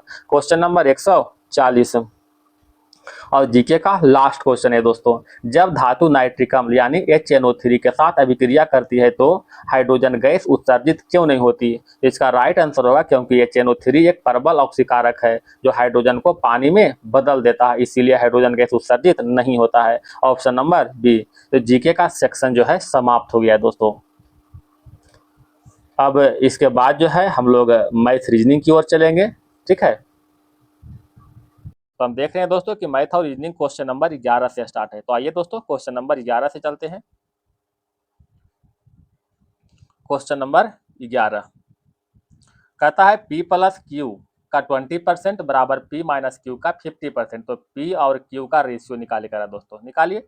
परसेंटेज और जीरो से तो कैंसिल होगा दोस्तों, परसेंटेज जीरो। अब इसको हल कीजिए, क्या होगा? 2 से गुना कीजिए तो 2P और प्लस में 2Q बराबर में कितना हो जाएगा? 5P या माइनस में 5Q हो जाएगा। ठीक है, इसको थोड़ा सा आगे हल करते हैं दोस्तों। तो आगे हल करते तो कितना हो जाएगा? 7Q अब बराबर में 3P हो जाएगा। यानी P रेशियो Q का मान कितना हो जाएगा? 7:3। ठीक है, P रेशियो Q का मान 7:3। क्वेश्चन नंबर 12 की ओर चलते हैं दोस्तों। कहता है एक दुकानदार 2 प्रकार के चावल को मिलाता है, एक का कीमत 80 रुपये प्रति किलोग्राम और दूसरी का कीमत 100 रुपये प्रति किलोग्राम है। इसका अनुपात है 3:1, मतलब 3 kg और 1 kg के रूप में मिलाता है। मिश्रित किस्म को 91 रुपये 80 पैसे प्रति किलोग्राम की दर से बेचता है। तो कहता लाभ या हानि क्या होगा? तो देखिए दोस्तों, करते हैं इसको है 80 रुपये प्रति किलोग्राम की दर से हम देख रहे हैं कि 3 किलोग्राम है ना, तो यानी 8 या 24, यानी प्रथम किस्म का चावल जो है 240 रुपया लगा, 240 रुपया, ठीक है। दूसरा किस्म का चावल क्या है दोस्तों? 100 रुपया प्रति किलोग्राम की दर से 1 किलो, मतलब सेकेंड किस्म का चावल जो है 100 रुपया लगा, ठीक है। टोटल सीपी कितना हुआ दोस्तों? टोटल सीपी हो गया 340। अगर एसपी निकालते हैं दोस्तों, कितना होगा? 91 रुपया 80 पैसा, गुना में 3 और 1 कितना हो जाएगा? 4 हो जाएगा। 4 से गुना किए, 0 8 का 32, 100 का 4 3 7 हो जाएगा और 9 का 36, यानी 367.20 पैसा। समझ गए? 367.20 पैसा। बताइए कितना प्रॉफिट मिला दोस्तों? देखिए प्रॉफिट कितना हो गया? 40 20 60, यानी 27 रुपया 20 पैसा। गुना में 100 और बटा में कितना हो जाएगा? 340 हो जाएगा। इसको हल कीजिएगा दोस्तों, तो हल करने पर क्या मिल जाएगा बता दीजिए। इसका राइट आंसर हो जाएगा दोस्तों ऑप्शन नंबर सी, ठीक है। इसको हल कीजिए, कट जाएगा पूरी तरह से। ऐसे देखिए, नीचे कर 4 8 32, 8 से कटेगा, समझ गए ना? 8% लाभ हो जाएगा। क्वेश्चन नंबर देखिए दोस्तों 13 की ओर। कहता एक बैरल में शराब और पानी का मिश्रण 7:4 के अनुपात में है। यदि उसमें 12 लीटर पानी मिलाया जाए तो शराब और पानी का अनुपात 7:6 होता है। तो बैरल में मिश्रण जो है प्रारंभिक कुल मात्रा क्या होगा? देखिएगा दोस्तों, एक है दोस्तों शराब, ठीक है, शराब हो गया, और एक है पानी। अनुपात दिया हुआ 7:4। 12 लीटर जो है पानी मिलाते हैं, किसको? 12 लीटर जो है पानी मिलाते हैं, 12 लीटर, ठीक है। तो कहता शराब और पानी का अनुपात दिया हुआ 7:6 दिया हुआ है। जब पानी मिलाएंगे इसका मतलब शराब का जो रेशियो रहेगा बराबर रहेगा। तो हम देख रहे हैं शराब का रेशियो बराबर है, ऊपर भी 7 नीचे भी 7 है। तो पानी कितना मिल रहा है दोस्तों? तो पानी देख रहे हैं 2 लीटर मिल रहा है। तो 12 का तुलना 2 से कर देंगे। कहता है बैरल में प्रारंभिक कुल मिश्रण की मात्रा कितना है? तो प्रारंभिक में 7 और 4, 7 4 11, गुना 11 कर देंगे। 2 6 12, 11 तक 66। Option number D is right answer, ठीक है। क्वेश्चन नंबर आगे बढ़े दोस्तों 14 की ओर। एक फर्नीचर स्टोर अपने सामान कीमत लागत मूल्य से 80% अधिक पर अंकित करता है, ठीक है। अंकित करता है 80% अधिक पर, व्यंकित मूल्य पर 30% का छूट देता है, ठीक है। देखिए जैसे कहता है ले जाइए। कहता है सीपी को अगर 100 मानते हैं दोस्तों तो एमपी कितना होगा दोस्तों? यानी कहता 80% अधिक अंकित करता है, मतलब 180 हो जाएगा, है कि नहीं। कहता अंकित मूल्य पर 30% का छूट देता है, यानी जो है 30 पर 180 पर 30% का छूट, तो एसपी कितना होगा दोस्तों? 180 पर 30% छूट, यानी 180, 18 54 हो जाएगा, यानी 54 रुपये, यानी कितना बचेगा दोस्तों? 54 6 60 20 80, यानी 126 रुपये मेरे पास एसपी हो गया, ठीक है। अब कहता इतना होने के बाद भी कहता है 250 रुपया का अतिरिक्त छूट मिलता है, 250 का अतिरिक्त छूट मिलता है, ठीक है। अगर इसको हम जो है दोस्तों ऐसा करते हैं थोड़ा सा, यार इसको हम 100x मानते हैं तो कितना हो जाएगा? 180x हो जाएगा, ये 126x हो जाएगा। इसको ऐसे हम x लगा दिए, कोई दिक्कत नहीं होता, ऐसा करते हैं। कहता है अभी भी लागत मूल्य पर जो है 12% का लाभ मिल रहा है। लागत मूल्य पर 12% का लाभ, लागत मूल्य 100 है, इसका मतलब जो है, इसका मतलब क्या है दोस्तों? 112 में बेचा होगा फाइनली, 112x में बेचा होगा फाइनली, समझ गए। कहता है लास्ट में जो है 12% का लाभ मिलता है, ठीक है। इसका मतलब जो 112x में बेचा होगा फाइनली, समझ गए। अब कहता है 126x में जो पहले बेच रहा था इस पर भी 250 रुपया का अतिरिक्त छूट देता है। यानी कहने का मतलब ये हो दोस्तों 126x है ना, माइनस में 250 बराबर में कितना हो जाएगा? 112x हो जाएगा, समझ गए। इसको इसको 12 और 14 26, यानी 14x बराबर कितना हो जाएगा? 250, है ना। यहाँ से x का मान निकल जाएगा 250 और बटा में 14 हो जाएगा दोस्तों, सॉरी 250 बटा में 14, ठीक है। ठीक है ना, 14 12 26। यहाँ से मुझे निकल गया दोस्तों x का वैल्यू निकल गया, ठीक है, x का वैल्यू निकल गया। अब हमें निकालना है किसका? कहता है फर्नीचर आइटम का लागत मूल्य कितना है? तो लागत मूल्य कितना है? 100x है। तो इसको जो सीपी निकाल दीजिए, यानी 250 बटा 14 गुना में कितना हो जाएगा? 100, बस हो गया, राइट आंसर मिल जाएगा। अब जो आएगा आपको राइट आंसर हो जाएगा, है ना। तो इसका राइट आंसर क्या हो जाएगा देख लीजिए दोस्तों। इसका राइट आंसर होगा दोस्तों ऑप्शन नंबर 1 हो जाएगा, ठीक है, ऑप्शन नंबर 1। ऐसे इसमें दुआ तो ऐसा ही छट रहा है दोस्तों, देखिए ना यहाँ पर जो है 25 ही है, यहाँ पर देखिए 25 से प्लस हो गया 28 हो गया, ये दोनों में थोड़ा सा था। इसको हल कीजिएगा तो सही कितना है ना, ऑप्शन नंबर 1 मिल जाएगा। क्वेश्चन नंबर देखिए दोस्तों 15 की ओर चलते हैं। कहता है 2 वर्षों का चक्रवृद्धि ब्याज के साथ 5000 की राशि 6050 हो जाती है, तो कहता है दर क्या हो जाएगा। देखिए दोस्तों, अच्छा आप लोग पढ़े होंगे दोस्तों, ठीक है। पहले इसको ऐसा कीजिए दोस्तों, थोड़ा सा काट छाट कर लीजिए। यानी पहले 5000 था, ठीक है। 5000 से कितना बनता है, 6000 जो है 50 बनता है, ठीक है। एक चीज बताइएगा दोस्तों, अगर मान लीजिए कि रेट हम लेते हैं 10%, ऐसा ही एक मान रहे हैं, ठीक है। मतलब कितना होता है, 1/10 होता है। कहने का मतलब जो है 10 पर एक इंटरेस्ट मिल रहा है, यानी अगर 1 वर्ष के लिए रहे दोस्तों तो 10 पर 1 मिलेगा दोस्तों, यानी 10 से 11 हो जाएगा, है ना। 10 से 11 हो जाएगा। अगर 2 वर्ष के लिए होगा तो कितना होगा दोस्तों, 10 का स्क्वायर कर देंगे, यानी 100 से 121 हो जाएगा 2 वर्ष के लिए, ठीक है। अगर हम ऊपर को हटा देते हैं, ये तो अभी ऊपर दिख रहा है तो ऊपर हम हटा दिए। अब देखिए डायरेक्ट 2 वर्ष का दिया हुआ 100 से 121, तो अगर हम बोले कि मतलब 1 वर्ष का निकालो, तब कैसे निकालिएगा, तो इसको रूट कर देंगे, ही होगा है। उस समय दिख रहा था तो फिर दिक्कत नहीं था, अभी तो उसको मिटा दिए हम। तब यहाँ से 2 वर्ष का ही दिया हुआ है तो निकालना 1 वर्ष का, तो इसको रूट कर देंगे, यानी कितना हो जाएगा, 10 से 11 बन जाएगा, यही हो जाएगा दोस्तों। बस वही काम इसमें भी करना है, थोड़ा सा काट छाट कर दीजिए, ठीक है। 0 से 0 कटेगा दोस्तों। आइए इसको काटते हैं, 2500 हो जाएगा, इधर कितना 30 और 25 हो जाएगा, ठीक है। अगर इसका हम रूट निकालते हैं दोस्तों, क्योंकि ये 2 वर्ष का था, इसको हम 1 वर्ष के ले रहे हैं, तो कितना हो जाएगा, 50 हो जाएगा। इधर जो है 55 हो जाएगा, ठीक है। यानी 50 से 55 हो रहा है, कई वर्ष में, 1 वर्ष में, ठीक है। 50 से 55 यानी कितना बढ़ रहा है, 5 बढ़ रहा है, तो 5 बढ़ रहा है 50 पर, 5 बढ़ रहा है 50 पर, तो 5 गुने 100/50 कितना हो जाएगा, देख लीजिए 10% है ना। काटिए ना इसको, 50 दूनी 100, 5 दूनी 10%, option number A is right answer. आशा करते हैं समझ में आ गया होगा दोस्तों, ठीक है। क्वेश्चन नंबर आगे बढ़े।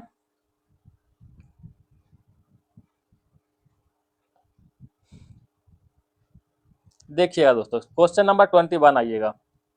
डिफरेंस क्या है दोस्तों, देखिए डिफरेंस कितना हो रहा है, 34 12 46 हो रहा है ना। इधर 10 का डिफरेंस हो रहा है, इधर देखिएगा दोस्तों कितना का डिफरेंस, अच्छा 20 का डिफरेंस हो रहा है दोस्तों, सॉरी 46 20 66। इधर देखते हैं तो कितना का डिफरेंस, देखिएगा 14 में से 6 गए 8 हो गया, इधर 8 में से 2 हो जाएगा, है ना। इधर देखें तो कितना हो जाएगा, 94 6 यानी 36 का डिफरेंस हो रहा है दोस्तों। अगर फिर से हम डिफरेंस निकालते हैं तो 8 का डिफरेंस, यहाँ भी 8 का डिफरेंस, यहाँ भी 8 का डिफरेंस, तो आगे 8 बढ़ जाएगा, तो 36 प्लस 8 कितना हो जाएगा, 44 हो जाएगा। आगे 44 जोड़ दीजिए तो कितना हो जाएगा, 164, 164 नहीं 74 दोस्तों, 174 हो जाएगा, option number A is right answer. Question number देखिए दोस्तों 22 की ओर चलते हैं। क्या कह रहा है, 7 बक्सा है, IJKLBCD, एक के ऊपर एक रखा गया है। कहता है लेकिन जरूरी नहीं कि वे इसी क्रम में हो। कहता है के ऊपर केवल जे रखा हुआ, ध्यान दीजिएगा। कहता है के ऊपर जो है केवल जे है, के ऊपर, इसके ऊपर कुछ भी नहीं, खत्म, यानी सबसे ऊपर ही है। ये तो हो गया। कहता आई और एल के बीच जो है 2 बक्सा है, ठीक है। इसको थोड़ा सा हम मार्किंग करते हैं नंबर से, 6 कई को दोस्तों, 1 2 3 4 5 6 7 वो है ना, 6 7 करते हैं, 6 5 4 3 2 1 करते हैं, ठीक है। अब देखिएगा क्या कह रहा है दोस्तों आगे। कहता आई और एल के बीच 2 बक्सा है, आई और एल के बीच कहता है 2 बक्सा, आई एल के बीच 2 बक्सा है, ठीक है। कहता एल के नीचे कोई बक्सा नहीं, यानी एल जो है सबसे लास्ट में, इसके नीचे अब कोई बक्सा नहीं, ठीक है, 1 नंबर पर हो गया। कहता आई और एल के बीच 2 बक्सा, जब एल नीचे है तो आई कहाँ हो जाएगा, यहाँ पर हो जाएगा। इसके बीच 2 बक्सा यहाँ पर, यहाँ हो गया, है ना। अब देखिएगा कहता सी को डी के नीचे रखते हैं, सी को जो है डी के नीचे रखते हैं, सी इस तरह से, लेकिन बी के ऊपर किसी भी स्थान पर, लेकिन बी के ऊपर, यानी बी के ऊपर जो है किसी भी स्थान पर रखते हैं, ठीक है। आगे देखते हैं दोस्तों, तो यहाँ पर इसको हम मतलब क्या कर सकते हैं दोस्तों, देखिएगा दोस्तों। कहता है सी को जो है डी के नीचे रखते हैं, डी के नीचे, तो डी के नीचे सी, डी के नीचे अगर यहाँ पर सी कर देते हैं, और बी के ऊपर करा था नहीं तो बी के ऊपर हो जाएगा इस तरह से, बस हो गया, है कि नहीं। तो अब इसमें क्या कर रहा है, बी और जे के बीच कितना बक्सा है, बी और जे के बीच क्या बक्सा, 1 2 3 4 बक्सा है, ऑप्शन नंबर डी हो जाएगा। क्वेश्चन नंबर 23 देखिएगा दोस्तों, ठीक है। 23 में आते हैं, कुछ प्रश्न दिया हुआ है और इसका जो है कुछ इसका नियम कानून है, देखिए क्या कहता है CILNR एक भवन के 6 अलग अलग तल पर रहते हैं, और सबसे नीचे वाला तल 1 नंबर है, सबसे ऊपर वाला तल 6 नंबर है, ठीक है। तो कहता है बाई तल के ठीक ऊपर वाला तल पर कौन रहता है। देखते हैं दोस्तों, इसको पहले हम डायग्राम बनाते हैं एक तरह से, 6 5 4 3 2 और 1, एक हम और बनाते हैं दोस्तों, 6 5 4 3 2 और 1 बनाते हैं, ठीक है। ध्यान दीजिएगा, एन और आई के तलों के बीच 4 व्यक्ति है, एन और आई के बीच 4 व्यक्ति, अगर ऊपर हम एन लेते हैं तो नीचे आई लेंगे, इसके बीच 4 व्यक्ति हो जाएगा। अगर यहाँ पर जो है हम आई लेते हैं दोस्तों तो यहाँ पर हम एन लेना पड़ेगा, दोनों हो सकता है। अब कहता है सी जो है आई के तल के ठीक नीचे है, सी क्या है आई के तल के ठीक नीचे, क्या इसके नीचे कोई है नहीं है, तो पहला कैंसिल हो जाएगा, तो आई के ठीक नीचे सी हो गया। ठीक है, सी और आर के तलों के बीच एक व्यक्ति रहता है, सी और आर, तो यहाँ सी है तो यहाँ पर आर हो जाएगा, बीच में एक व्यक्ति है। बाई जो है एन के तल के ठीक ऊपर रहता है, बाई क्या दोस्तों एन के तल के ठीक ऊपर बाई रहता है, बस हो गया। अब इसमें कह रहा था कि बाई के तल के ठीक ऊपर बाई रहता है, बाई तल के ठीक ऊपर तल पर कौन रहता है, कितना व्यक्ति रहता है देख लीजिए, है न, इसके ऊपर तो इसके ऊपर जो है आर रहता है। यानी इसमें क्या हुआ दोस्तों कि दोनों के दोनों कथन मिला करके, यानी दोनों के दोनों नियम मिलाते हैं तब जाकर के जो इसको सोल्व होता है। ठीक है, तो इसका राइट आंसर क्या हो जाएगा देख लीजिए, कथन 1 और 2 दोनों एक साथ जो है मिला करके जो है इसको उत्तर देने के लिए पर्याप्त है। ठीक है, ऑप्शन नंबर बी हो जाएगा। क्वेश्चन नंबर देखिए दोस्तों 24 की ओर, यहाँ बार्ड दिया हुआ है 16 24 और डॉ का दिया हुआ है 52 और 39, तो कहता है डी का क्या होगा। तो देख रहे डी और डी दोनों आपस में मिल रहा है, तो इसमें इन दोनों में आपस में क्या मिला देखे तो इसमें 2 मिल रहा है, यहाँ भी 2 मिल रहा है, option number C is right answer. ठीक है, क्वेश्चन नंबर देखिए दोस्तों 25 की ओर, क्या कह रहा है, प्लस का अर्थ पुत्र दिया हुआ, माइनस का अर्थ भाई, एट द रेट का अर्थ पत्नी दिया हुआ है, परसेंटेज का अर्थ पिता, इस तरह से दिया हुआ है। तो देखिए क्या कर रहा है, एट द रेट का अर्थ क्या है दोस्तों पत्नी है, एट द रेट का अर्थ पत्नी, यानी ये दोनों जो है पति पत्नी है। ठीक है, यू का पत्नी हो गया एच, यहाँ पर पति हो जाएगा, है कि नहीं। परसेंटेज का अर्थ क्या है दोस्तों, परसेंटेज का अर्थ हो रहा है पिता, यानी इसका जो है पिता हो गया आर, पिता आर हो गया, मतलब प्लस हो गया परसेंटेज का अर्थ। प्लस का अर्थ क्या है दोस्तों, प्लस का अर्थ पुत्र है, इसका पुत्र हो गया, पुत्र, समझ गया, सन। माइनस का अर्थ क्या है दोस्तों, माइनस का अर्थ हो गया भाई, इसका भाई हो गया, प्लस में ब्रदर। तो कहता है डब्लू का यू से क्या संबंध है, बता दिए दोस्तों। ये तो पति पत्नी हो गया, और पत्नी के पिता, और इधर पिता के भाई, है न, यानी कह सकते हैं पत्नी का जो है पत्नी का भाई, है कि नहीं, यू के पत्नी का भाई, option number C right answer हो जाएगा। क्वेश्चन नंबर आगे बढ़े 26 की ओर, क्या कर रहा है दोस्तों, कहता है 3 का संबंध 125 से है, तो 5 का संबंध 729 से है, तो उसी तरह जो है निकालना है कि दिए गए विकल्प एक दिया गया है, तो इसका संबंध एक का संबंध किससे है। तो इसमें क्या किया गया दोस्तों बताइएगा 26 में। इसमें 3 को लिखा गया दोस्तों 3 अगुने 2 अब माइनस में 1 का होल क्यूब किया हुआ है, तो 3 दूनी 6, 6 में से 1 गया, 5 का होल क्यूब कितना होता है देखिए तो 125 होता है। उसी तरह 5 के भी लिखा हुआ 5 गुने 2 माइनस में 1 का होल क्यूब, 5 दूनी 10 में से 1 गया, 9 का होल क्यूब कितना हो जाएगा 729। उसी तरह इसको भी लिखे 1 अगुना 2, 1 गुना 2 माइनस में 1 का होल क्यूब, तो कितना हो जाएगा बराबर में 1 ही हो जाएगा, option number C is right answer. Question number 27 देखते हैं, ये तो और वन छाटने के कह रहा है कि और कौन इसमें है, देखिए दोस्तों क्या हो जाएगा, इसमें लिखा हुआ कि स्वर व्यंजन पर दिमाग नहीं लगाना है, स्वर व्यंजन पर आधारित नहीं है। देखिए डी से जो है बाई जा रहा है, डी से बाई जा रहा है, इसका मतलब जो है by Z A B C D, यानी 5 घट रहा है दोस्तों, इधर से इधर जा रहा है 5 घट रहा है। ठीक है, इधर देखिए दोस्तों 5 घट रहा है, यहाँ भी देखिएगा तो 5 घट रहा है दोस्तों, इधर भी देखिए तो 5 घट रहा है, अभी तो नहीं मिला दोस्तों, जरा इसमें चेक कर लेते हैं भी और डी में कितना होगा दोस्तों, भी से डी में जाएगा तो कितना हो जाएगा 22 × 26 यानी 8 हो रहा है, प्लस में 8 हो रहा है दोस्तों, प्लस में 8, इधर देखिएगा कितना हो जाएगा दोस्तों, प्लस में देखिए यहाँ पर 7 हो रहा है, इधर देखते हैं प्लस में 8 हो रहा है, यहाँ भी प्लस में 8 हो रहा है। ठीक है, तो option number B right answer हो जाएगा। क्वेश्चन नंबर 28 देखिए दोस्तों, कुछ दिया हुआ है, देखिए क्या दिया हुआ है, कहता है STUMPED के प्रत्येक अक्षर को अंग्रेजी वर्णमाला के क्रम के ठीक, प्रत्येक अक्षर को अंग्रेजी वर्णमाला के क्रम के ठीक बाद वाले अक्षर से बदलते हैं, प्रत्येक को बदलते हैं, तो प्रत्येक को बदल दीजिएगा। कहता निम्नलिखित में कौन सा अक्षर इस प्रकार बने अक्षरों के नए समूह दाएं से तीसरा होगा। अच्छा दाएं से तीसरा इसमें कौन सा हो रहा है दोस्तों, दाएं से तीसरा हो रहा है पी, अब पी को जो है ठीक बाद वाला में बदलेंगे तो क्या हो जाएगा क्यू, यानी option number D is right answer. ठीक है, यानी पूरा बदलने का हमको आवश्यकता नहीं है, उतना सेकंड लगाना फालतू में हमें नहीं है। क्वेश्चन नंबर 29 देखिएगा, बाएं दिया हुआ, इधर दाएं दिया हुआ है। कहता कितने व्यंजन है, कितने व्यंजन है, कितने व्यंजन है जिसके ठीक पहले स्वर, जिसके ठीक पहले स्वर और ठीक बाद भी एक स्वर है, ठीक बाद एक स्वर, यानी बीच में व्यंजन और दो स्वर चाहिए हमको। ठीक है, बीच में व्यंजन दो स्वर चाहिए। तो दो स्वर कहाँ है दोस्तों, बता दीजिए हमको। दो स्वर देखिए, ये दोनों स्वर के बीच एक व्यंजन दिया हुआ है यस। और कहाँ है दोस्तों, देखिए यहाँ पर देखिए डबल ए है, यहाँ है, दोनों स्वर के बीच एक व्यंजन दिया हुआ है। और तो कहीं हमें नहीं लग रहा है दोस्तों। राइट आंसर क्या होगा, ऑप्शन नंबर ये हो जाएगा। देखिए इधर कहता है तीन एक निश्चित तर, यानी 3 का संबंध 10 से, ठीक है, 5 का संबंध 108 से, तो कहता है 7 का संबंध किससे होगा, बताइए किससे संबंध होगा। तो इसमें ऐसा कर रहा है दोस्तों, 3 का क्यूब कीजिएगा, 3 का क्यूब, अब माइनस में जो है 17 कीजिएगा तो कितना आएगा, 10 आएगा। ठीक है, 5 का क्यूब कीजिएगा, अब माइनस में 17 कीजिएगा तो कितना होगा दोस्तों, 125 में से 17 गया 108 हो जाएगा, है ना। उसी तरह से 7 का क्यूब कीजिएगा, 7 का क्यूब माइनस में 17 कीजिएगा तो 7 का क्यूब कितना होता है, 343 और माइनस में 17 जोड़ लीजिए, कौन सा होगा, 13 में से 7 गया कितना हो जाएगा, 6 हो जाएगा ना। तो 6 लास्ट में कहाँ पर, एक क्यूब तो दिया हुआ ऑप्शन नंबर 1 में।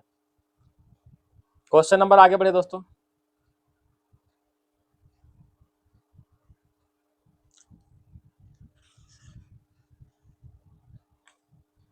41 नंबर देखिए, कहता 40 लड़कों के एक समूह की औसत ऊंचाई दिया हुआ 160 सेंटीमीटर निर्धारित की गई है।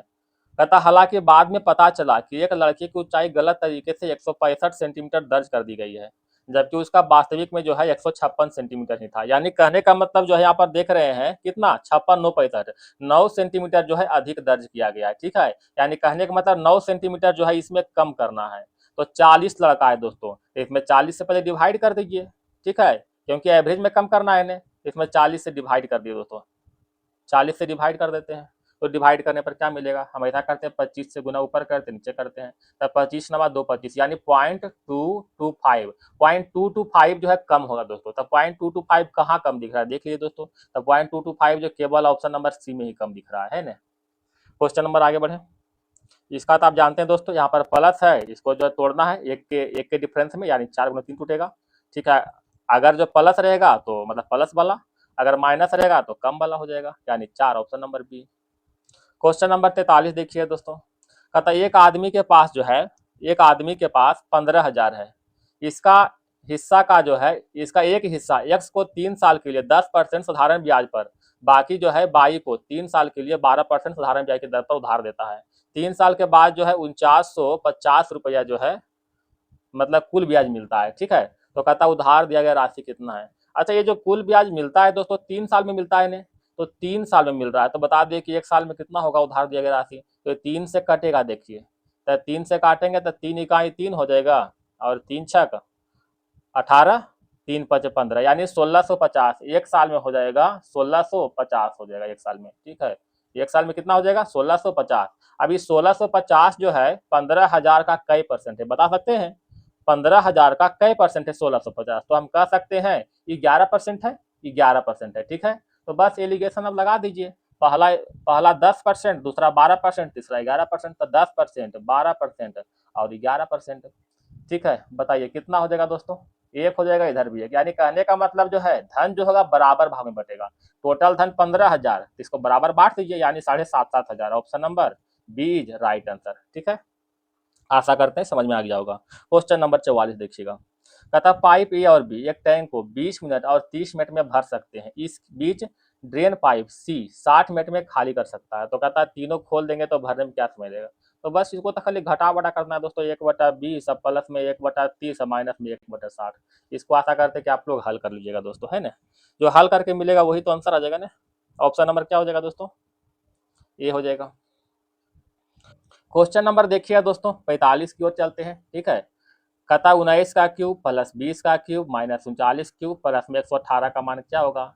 इसको ए मान लीजिए, इसको बी मान लीजिए, इसको सी मान लीजिए। अब एक फार्मूला आप जानते होंगे, A plus B minus C बराबर 0 होता है, तो A cube plus B cube minus में सी क्यूब बराबर में माइनस में 3ab होता है। ये तो आप जानते होंगे भली भांति दोस्तों।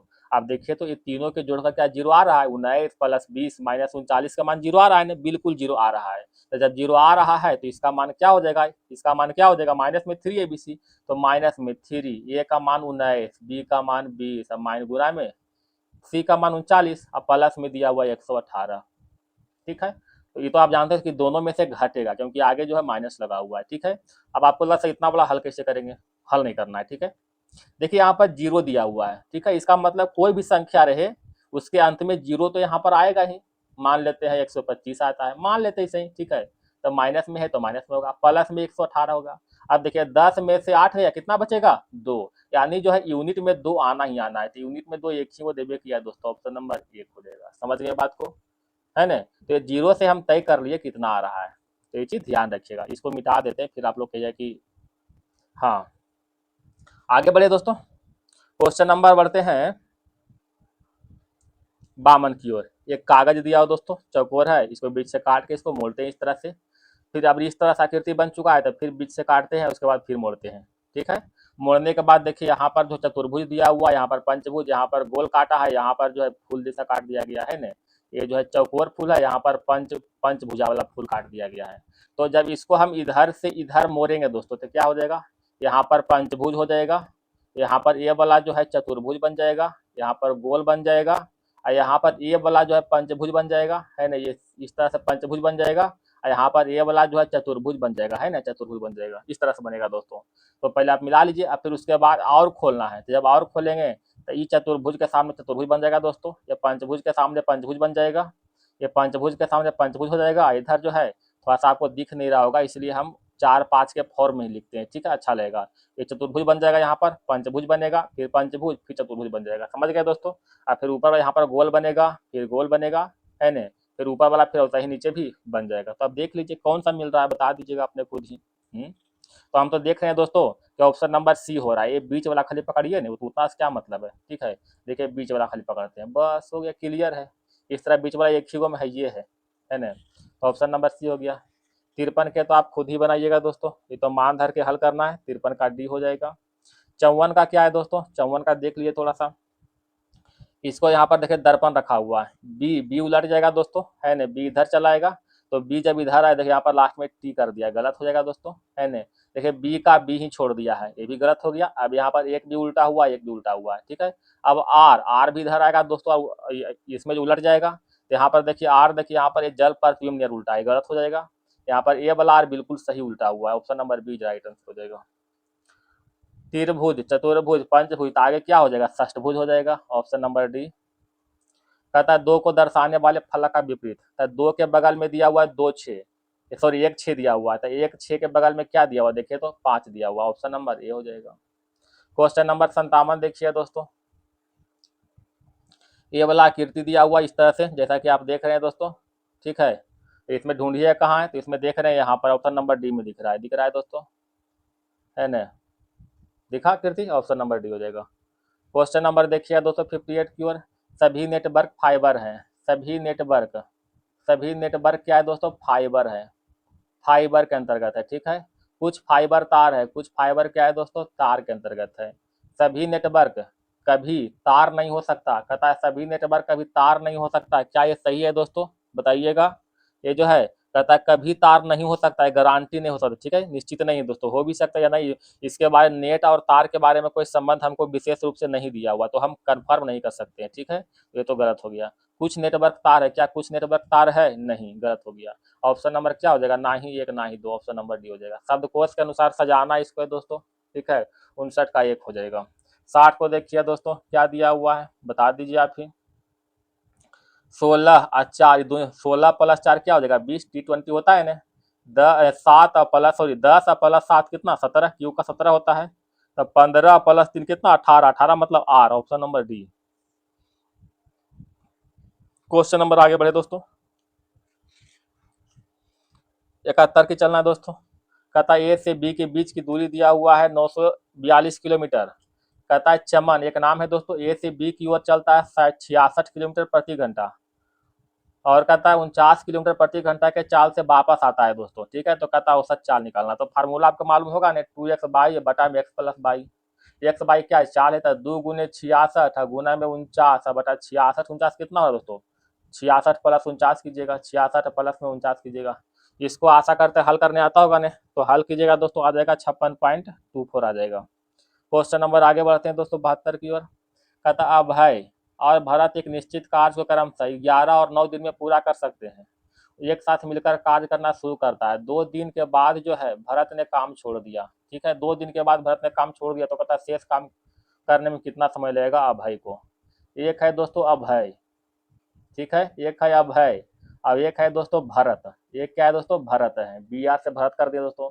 इसको काम करने में 11 दिन लगता है, इसको काम करने में 9 दिन लगता है, दिन कर देते हैं इसको, दिन हो गया, डी से दिन। ठीक है, अब देखिएगा दोस्तों इन दोनों का एलसीएम कितना हो जाएगा, 11 99 होगा दोस्तों। दोनों का एलसीएम 11 99 हो जाएगा। ठीक है, यानी 99 काम मेरे पास टोटल है। देखिए कितना काम करता है एक दिन में, तो 11 99 9 काम करता है, डब्ल्यू से बढ़ के 9 गुने 11 यानी 11 काम करता है। दोनों मिलकर 2 दिन काम किया, यानी 11 प्लस 9 क्या हो जाएगा 20 और गुने 2 दिन काम किया, 20 दूना 40 काम कर दिया। टोटल 99 काम था, 99 में से 40 कर दिया, शेष काम कितना बच गया, तो शेष काम बच गया देखिए दोस्तों 59 हो जाएगा ना, 59 काम बच गया। अब काम कौन करता है, अभय करता है। तो अभय जो है कितना काम करता है, देखो अभय जो है 9 काम करता है एक दिन में, तो 9 से डिवाइड कर दीजिए। ठीक है, और यहाँ पर जो थोड़ा दिया हुआ है दोस्तों, थोड़ा गुना भाग करके दिया हुआ है, ध्यान दीजिएगा, गुना भाग करके दिया हुआ है। इसको अगर हम 11 से गुना करते हैं ऊपर नीचे तो कोई फर्क पड़ेगा दोस्तों, नहीं। इसको हल कीजिएगा ना दोस्तों, तो इसका राइट आंसर क्या हो जाएगा, 99 ऑप्शन नंबर सी आ जाएगा। ठीक है, आशा करते दिक्कत नहीं हुआ होगा। क्वेश्चन नंबर 273 की ओर चलते हैं। कहता ए और बी 3.5% और 6% वार्षिक दर से ऋण देते हैं। प्रत्येक कहता केशव जो है प्रत्येक बैंक से 3,80,000 की राशि उधार लेता है। 4 वर्ष बाद केशव ने दोनों बैंकों की भुगतान की गई साधारण ब्याज की राशि का बीच धनात्मक अंतर क्या होगा। ये साई दिया हुआ दोस्तों, ध्यान दीजिएगा। तो सिंपल सा बात है, जितना हम लोग का जो है रेट रहेगा वही हिसाब से जो है डिफरेंस भी निकलेगा, क्योंकि टाइम बराबर है। तो यहाँ पर 3.5 रेट है, यहाँ पर 6 रेट है। कितना डिफरेंस हो रहा है दोस्तों, 2.5 का डिफरेंस हो रहा है। 2.5 का डिफरेंस हो रहा है कई साल के लिए, 4 साल के लिए, तो 4 से गुना कर दीजिए। 25 चौका 100 यानी टोटल 10% का जो है हमें डिफरेंस हो गया। 10% का डिफरेंस मतलब टोटल जो है 38 यानी 3,80,000। तो 3,80,000 का 10% निकाले आता है कितना हो जाएगा 38,000, option number C. Question number देखिए दोस्तों 74 की ओर। 5 संख्याओं का योगफल 655 है। यदि पहली 2 संख्या का औसत 76 दिया हुआ है, तीसरी संख्या दिया हुआ है 109, तो शेष 2 संख्या का औसत, ये तो हल्का है दोस्तों, ये आप निकाल दीजिएगा। ठीक है, इसको छोड़ते हैं, ऑप्शन नंबर बी हो जाएगा। कहता एक लड़का जो है 8 किलोमीटर प्रति घंटा की चाल से दौड़ता है। 78 किलोमीटर भुजा वाले एक बराकार मैदान के एक पूर्ण चक्कर लगाने में कितना समय लगेगा। ठीक है, बराकार मैदान है दोस्तों, ठीक है, बराकार मैदान है। इसका एक भुजा की लंबाई दिया हुआ है 78 दिया हुआ है, तो टोटल लंबाई कितना हो जाएगा, तो 78 गुना 4 हो जाएगा, 78 गुना में 4 हो जाएगा। अच्छा, इसका जो स्पीड दिया हुआ 8 किलोमीटर प्रति घंटा, 8 से डिवाइड कर देंगे, 5/18 से गुना कर देंगे क्योंकि मीटर पर सेकंड में बदलना है। अब इसको हल करने आता है दोस्तों, ठीक है।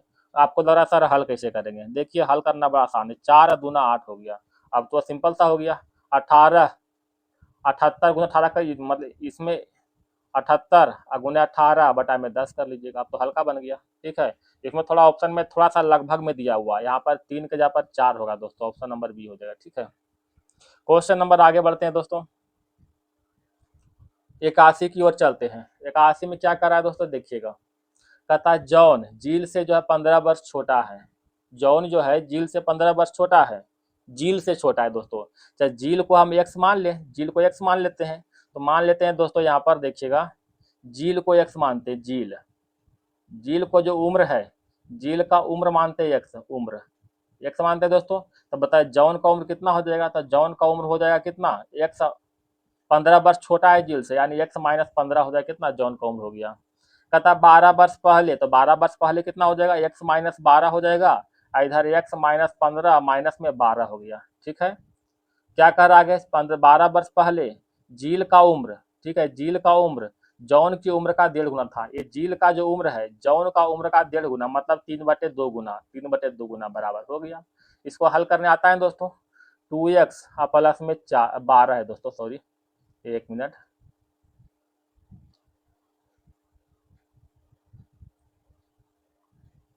माइनस में 12, हाँ, तो कितना दोस्तों, इसको मतलब गुना करते हैं तो 2x माइनस में कितना हो, इसको हम इधर लाए हैं गुना करके, 2x माइनस में 24 हो जाएगा, है ना, बराबर में कितना होगा दोस्तों 3x, अब 15 12 27, तीया कितना होगा 81, माइनस में 81 हो गया।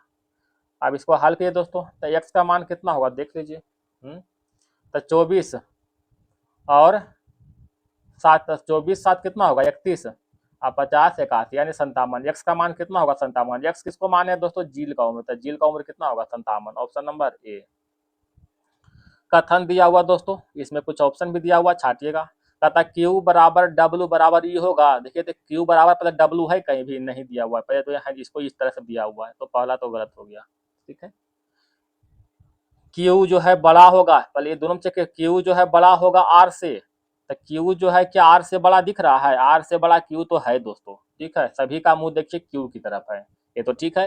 अब कहता है बाई बड़ा है R से, बाई जो है बड़ा है R से, तो बाई की तरफ मुंह होना चाहिए दोस्तों R से, तो बाई की तरफ मुंह से R से, देखिए दोस्तों, देखिए R से जो है बराबर भी दिया हुआ है इधर। ठीक, हाँ तो ठीक तो है, option number B right answer होगा।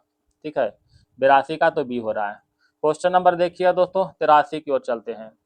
कहता है सभी 3 वाहन चला सकने वाले व्यक्ति की संख्या, तो 3 वाहन चलाने वाला 6 व्यक्ति है, 6 हो गया। और इसमें से कोई भी 2 वाहन चला सकने वाले व्यक्ति की संख्या के बीच का अंतर, तो 2 वाहन वाला में 12 आएगा, 7 8, तो 12 8 20 7 27, 27 में से 6 हटाएंगे तो 21। Option number. क्वेश्चन नंबर देखिए दोस्तों 84 की ओर चलते हैं। क्या दिया हुआ है, ये तो असंगत छाटना है दोस्तों, छाटिए क्या कर रहा है इसमें, क्या संगत छाटिएगा दोस्तों। तो 237 जो इसमें संगत है, क्योंकि 237 जो है एक अभाज्य संख्या, बाकी जो सब किसी न किसी से कटता है। ठीक है, 237 जो है एक अभाज्य संख्या, यह एक से मतलब यह जो एक से कटेगा, नहीं तो 237 से कटेगा। क्वेश्चन नंबर देखिए दोस्तों 85 की ओर। कहता है सभी अनाज सीरियल है, सभी अनाज क्या है दोस्तों, सीरियल है, सभी अनाज सीरियल के अंतर्गत है। ठीक है, कुछ सीरियल फल है, कुछ सीरियल क्या है, फल है, कोई फल सब्जी नहीं है, कोई फल सब्जी नहीं है, सब्जी नहीं है। ठीक है, तो कहता है सभी सीरियल सब्जी हो सकता है क्या, कभी भी सभी सीरियल सब्जी हो सकता है, कंफर्म नहीं है, कंफर्म नहीं है। सभी अनाज फल, क्या सभी अनाज फल हो सकता है, नहीं, ये भी गलत हो गया। तो ना ही एक ना ही दो अनुसरण कर रहा है। क्वेश्चन नंबर 86 देखिए दोस्तों। बैचलर्स का दिया हुआ 63, ABACS का दिया हुआ 42, तो FIZZ को लिखना है। बैचलर्स में कितना अक्षर दोस्तों, बैचलर्स में 1 2 3 4 5 6 7 8 9 अक्षर है, तो 9 को 7 से गुना करेंगे कितना होगा, 63 आ जाएगा। ठीक है, इधर देखिए 6 अक्षर है, तो 6 को 7 से गुना करेंगे 42 आ जाएगा। 5 अक्षर दोस्तों, तो 5 को 7 से गुना करेंगे कितना होगा दोस्तों, 35। Option number B. Question number 87 की ओर आते हैं दोस्तों। क्या कह रहा है देखिएगा, देखिए 10 अब में 3 जोड़ते हैं, 10 प्लस 3 हो रहा है, यानी जे में अगर जो है 3 जोड़ते हैं 13 आता है, 13 में जो है 3 जोड़ते हैं 16 आता है दोस्तों, 16 में 3 जोड़ेंगे 19, 19 में 3 जोड़ेंगे तो 22, 22 का क्या होता है दोस्तों, भी होता है। भी देखिए 2 गो में दिया हुआ है। लास्ट वाला चेक करते हैं, क्योंकि एम जो है दोनों में है, तो हम लास्ट वाला चेक करते हैं। देखिए दोस्तों, एल का 12, 12 में 3 जोड़ेंगे 15, 15 में 3 जोड़ेंगे 18, आर का 18, 18 में 3 जोड़ेंगे तो 21, 21 हो गया, 21 में 3 जोड़ेंगे तो 24 हो जाएगा, 24 मतलब x हो जाएगा। तो x कहाँ दिया हुआ, ऑप्शन नंबर 1 में। क्वेश्चन नंबर 88 देखिएगा दोस्तों। पहले इसको काउंटिंग कर लीजिए, 2 2 4 2 6 2 8 2 10 2 12 गो, 12 2 14 2 16 गो, टोटल मेरे पास 16 है। इसका मतलब जो है 4 4 के फॉर्म में हम तोड़ सकते हैं। ठीक है, 4 4 के फॉर्म में तोड़ दिए दोस्तों, 4 4 के फॉर्म में। ठीक है, तो यहाँ 4 के बगल में ब्रैकेट करते हैं, 4 के बगल में जो है 1 2 3 4 ब्रैकेट करते हैं। एक सेकेंड दोस्तों, 4 के बगल में ब्रैकेट करते हैं। ठीक है, अब हम एक चीज देख रहे हैं दोस्तों कि पहला अंक बी है, इसमें पहला अंक तो दिया हुआ नहीं, इसमें भी देखिए पहला अंक बी दिया हुआ, इसमें भी तो पहला अंक बी दिया हुआ, तो सिंपल सा बात है यहाँ भी जो है बी होगा ही होगा, तो यहाँ पर बी डाल देते हैं। तो बताए सेकेंड में जो है बी, फर्स्ट में छूटा हुआ दोस्तों, सेकेंड में बी है। ठीक है, तो सेकेंड में बी कहाँ, यहाँ पर देखिए सी दिया हुआ, गलत हो गया। यहाँ पर बी है, यहाँ पर ओ है, गलत हो गया, यहाँ पर बी है, तो मेरे पास बी बच गया और सी बच गया। ठीक है, अब देखिए दोनों में जो आगे जो सी दिया हुआ है, दोनों में आगे देखिए सी दिया हुआ था, यहाँ पर सी कर देते हैं। अब मेरे पास क्या मिल गया देख लीजिए, बी सी डी ई है न। अब यहाँ पर हम क्या देखते हैं दोस्तों, सी और प्लस में जो है, एक सेकेंड दोस्तों, सी में और प्लस में जो अगर हम 4 जोड़ते हैं दोस्तों, प्लस में अगर हम 4 जोड़ते हैं तो जी आता है 7, और 7 में अगर हम 4 जोड़ते हैं तो कितना आता है दोस्तों, 11 आता है, मतलब के, है कि नहीं। तो इसी तरह के में अगर हम 4 जोड़ेंगे तो क्या आएगा बता दिए दोस्तों, के में अगर हम 4 जोड़ेंगे तो यहाँ पर क्या बनेगा, तो 11 4 15, यानी क्या बनेगा यहाँ पर, ओ बनेगा। तो देखिए लास्ट में ओ कहाँ है दोस्तों, देखिए ओ कहाँ दिख रहा है, ओ देखिए इसमें दिया दिख रहा है ना, option number B right answer. आप बैठा के चेक कर लीजिए, राइट आंसर हो जाएगा, है ना। तो बस थोड़ा सा सेंस लगाना है दोस्तों, आंसर हो जाएगा। वनस्पति विज्ञान के अंतर्गत पौधे का होता है ना, तो संख विज्ञान के अंतर्गत जो है सीप का। क्वेश्चन नंबर 90 देखिए दोस्तों, इसको जो है इसका संबंध इससे करते हैं और इसका संबंध इससे करते हैं, ठीक है। तो संबंध बैठाना, देखिए एक्स जो है यहाँ से यहाँ चला गया है, ठीक है। एक्स जो है इधर से इधर चला गया, तो 2 को हम यहाँ लाते हैं, यानी 2 यहाँ पर हो जाएगा, ठीक है। अब ये वाला जो है यहाँ से यहाँ आ रहा है, देखिए यहाँ पर आया है ना, तो इसको भी यहाँ से यहाँ लाते हैं, यानी, ठीक है दोस्तों। अब देखिए यहाँ पर देखिए डी है दोस्तों, डी को यहाँ से यहाँ ले गया है, इसीलिए जो हम एक्स को भी ऊपर ले जाते हैं, तो यहाँ पर एक्स हो गया। अब पहले मिला के देख लिए, कहीं हो सके मिल जाए। तीर x2, तीर x2 का तीर हो गया x2, ये तो मिल रहा है दोस्तों। ये देखिए 2 यहाँ पर है, गलत हो गया। तीर x2 ये भी मिल रहा है दोस्तों, ये गलत हो गया। तो मेरे पास 1 और 4 छट गया। जरा आगे बढ़ते हैं दोस्तों, ठीक है। अब इसको माते देखिए दोस्तों, 2 को जो है उठा करके बीच में लाता है, ठीक है। ये 0 को उठा कर साइड में ला रहा है, ठीक है। तो यहाँ भी करते डी को उठा करके बीच में लाएंगे तो डी हो जाएगा बीचे में, है ना। 7 को उठा करके एस पर लाएंगे तो 7 यहाँ पर हो जाएगा। तो देखिए डी और 7 कहाँ दिख रहा है, तो इसमें क्या D7 है, नहीं, गलत हो गया। तो एक ही तो बचा है मेरे पास, option number A. Question number देखिए दोस्तों, आगे बढ़ते हैं। और वीडियो पसंद आ रहा है दोस्तों तो एक लाइक जरूर कीजिएगा दोस्तों, आपके लिए इतना मेहनत करते हैं तो कम से कम एक लाइक तो बनता है ना, एक लाइक जरूर कीजिएगा। इसको हल करते हैं दोस्तों, इसको हल कर तो देखिए इसको काटते हैं दोस्तों, तो काटने पर क्या आ रहा है, अब एक पावर कुछ छोड़ डाल देंगे तो क्या आएगा, एक ही आएगा ना। तो इसका मान तो 1 हो गया दोस्तों, अब इससे कोई मतलब रखना ही नहीं है। अब इसमें आता है 2 चौका 8, 4 हो गया दोस्तों, यानी 1/4 पर पावर आ गया 4। इसको हल करते डिवाइड में, 16 पर पावर क्या होगा दोस्तों, माइनस में 3/4 हो जाएगा। 16 को तोड़िएगा 2 पावर 4, 16 को तोड़ते हैं दोस्तों 2 पावर 4, गुना में माइनस में 3/4, 4 से 4 गया कैंसिल। क्या बच गया मेरे पास, 1/4 पर पावर 4 बच गया, और डिवाइड में 2 पर पावर बच गया माइनस में 3। अब इसको हल कर आता है, 1/4 पावर 4 क्या लिखे, 4 चौका 16 का स्क्वायर 256, यानी 1/256 डिवाइड इसको जो है गुना में कन्वर्ट करने आता है, तो गुना में कन्वर्ट कर देंगे तो क्या होगा, यहाँ 2 पावर -3 है दोस्तों, अगर माइनस को हटाएंगे तो क्या हो जाएगा, यहाँ पर 1/1 जो है कितना होगा, 1/2 हो जाएगा, पावर में 3 हो जाएगा, है कि नहीं। अगर माइनस को हटाएंगे तो 1/2 पावर -3 हो जाएगा। अब इसको जो है यहाँ पर डिवाइड है, तो गुना में कन्वर्ट करने के लिए उलट देंगे, यानी 2 पावर 3 हो जाएगा। 2 पावर 3 मतलब 8 हो जाएगा। अब 8 से कटेगा दोस्तों, 8 या 24, 8 गुनी 16, यानी 1/32। 1/32 कहाँ है दोस्तों, option number D right answer. 101 खत्म हो गया। क्वेश्चन नंबर देखते हैं दोस्तों 102 की ओर। ये तो हल्का है दोस्तों, इसको आप बनाइएगा, ऑप्शन नंबर सी हो जाएगा। क्वेश्चन नंबर देखिए 103 की ओर आते हैं। कहता है एक कंपनी के कुछ लाभ, एक कंपनी को कुछ लाभ प्राप्त होता है जिससे कंपनी के 3 भागीदार 12, 13, 15 के अनुपात में वितरित किया जाता है। कहता है सबसे छोटे और सबसे बड़े हिस्से के बीच का अंतर दिया हुआ इतना, तो कुल लाभ कितना होगा। तो सबसे छोटा 12, सबसे बड़ा 15, टोटल लाभ दिया हुआ 3, 6, 6, 8, 4 का तुलना कितना हो जाएगा, 12, 3, 15 मतलब 300 हो जाएगा। तो कंपनी का कुल लाभ कितना होगा, तो कुल लेकर जोड़ दीजिए। तो 15, 13, 15, 13, 12, 25, 5, 30, 40, 40 से गुना कर दीजिए बस। अब इसको हल कीजिएगा दोस्तों, आंसर आ जाएगा। तो इसका राइट आंसर क्या होगा दोस्तों, बता दीजिएगा, ऑप्शन नंबर डी हो जाएगा। क्वेश्चन नंबर 104, इसको आप हल कीजिएगा दोस्तों, ठीक है। ऑप्शन नंबर 1 हो जाएगा, भारी नहीं है, 1-2 क्वेश्चन ऐसा हम बता चुके हैं। 105 की ओर चलते हैं दोस्तों। कहता एक्स गुने रूट बाई और बाई गुने रूट एक्स का एलसीएम दिया हुआ है 1, ठीक है। अच्छा, ये दोनों का जो है वास्तविक रूप से एलसीएम कितना होगा दोस्तों, बता दीजिएगा। इन दोनों का वास्तविक एलसीएम कितना हो जाएगा, एक्स बाई हो जाएगा, ठीक है। जो बड़ा रहता है एलसीएम में वही होता है, ठीक है। तो एक्स बाई बराबर कितना हो जाएगा 1, ठीक है। ये दोनों का एलसीएम निकाल कर एक्स बाई लाए हैं, ठीक है, हो गया। अब कहता है, तो कहता है इतना और इतना का एलसीएम कितना होगा। तभी बोले कि जो दोनों में से बड़ा वाला रहेगा वही एलसीएम होता है, ठीक है। अब देखिए यहाँ पर 4 दिया हुआ दोस्तों, ठीक है, यहाँ पर 4 दिया हुआ है। तो पहले तो इसको छोड़ते हैं दोस्तों। यहाँ पर देखिएगा एक्स क्यूब है, एक्स क्यूब है, यहाँ पर क्या है दोस्तों, बाई क्यूब है। पहले इसको तोड़ते हैं, बाई पावर 6 है, जब इसको बाहर निकालेंगे दोस्तों, इसको बाहर निकालेंगे तो क्या आएगा, बाई पावर 3 आ जाएगा। यहाँ देखिए 4 को बाहर निकालेंगे तो 2 आ जाएगा दोस्तों, गुना में एक्स पावर 6 को जब बाहर निकालेंगे तो एक्स पावर 3 आ जाएगा, ठीक है। अब तुम्हारे पास जो है 2 अथी बन चुका है दोस्तों, क्या बन चुका है, पहले इसको लिखते हैं, 4 गुना में एक्स क्यूब, अगुना में बाई पावर 3, एक ये लिखते हैं दोस्तों, है न, बाई पावर 3 हो जाएगा और गुना में एक्स क्यूब और गुना में 2 निकल गया। ठीक है, इन दोनों का एलसीएम 4 होगा दोस्तों। बाई क्यूब इधर में बाई क्यूब, इसमें भी बाई क्यूब दिया दोस्तों, तो बाई क्यूब हो जाएगा, इसमें और इसमें बाई क्यूब हो जाएगा, है एक्स क्यूब, सॉरी, है ना, ये दोनों में एक्स क्यूब हो जाएगा। अब बताइए एक्स बाई का मान दिया हुआ 1, जब एक्स बाई के मान यहाँ पर 1 बैठाएंगे तो कितना हो जाएगा, 4 गुना 1 का क्यूब बराबर कितना हो जाएगा, 4 ही हो जाएगा। Option number B.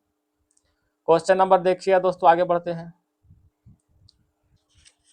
111 की ओर चले दोस्तों। थोड़ा सा पानी पी ले दोस्तों, फिर आपको हम बताते हैं।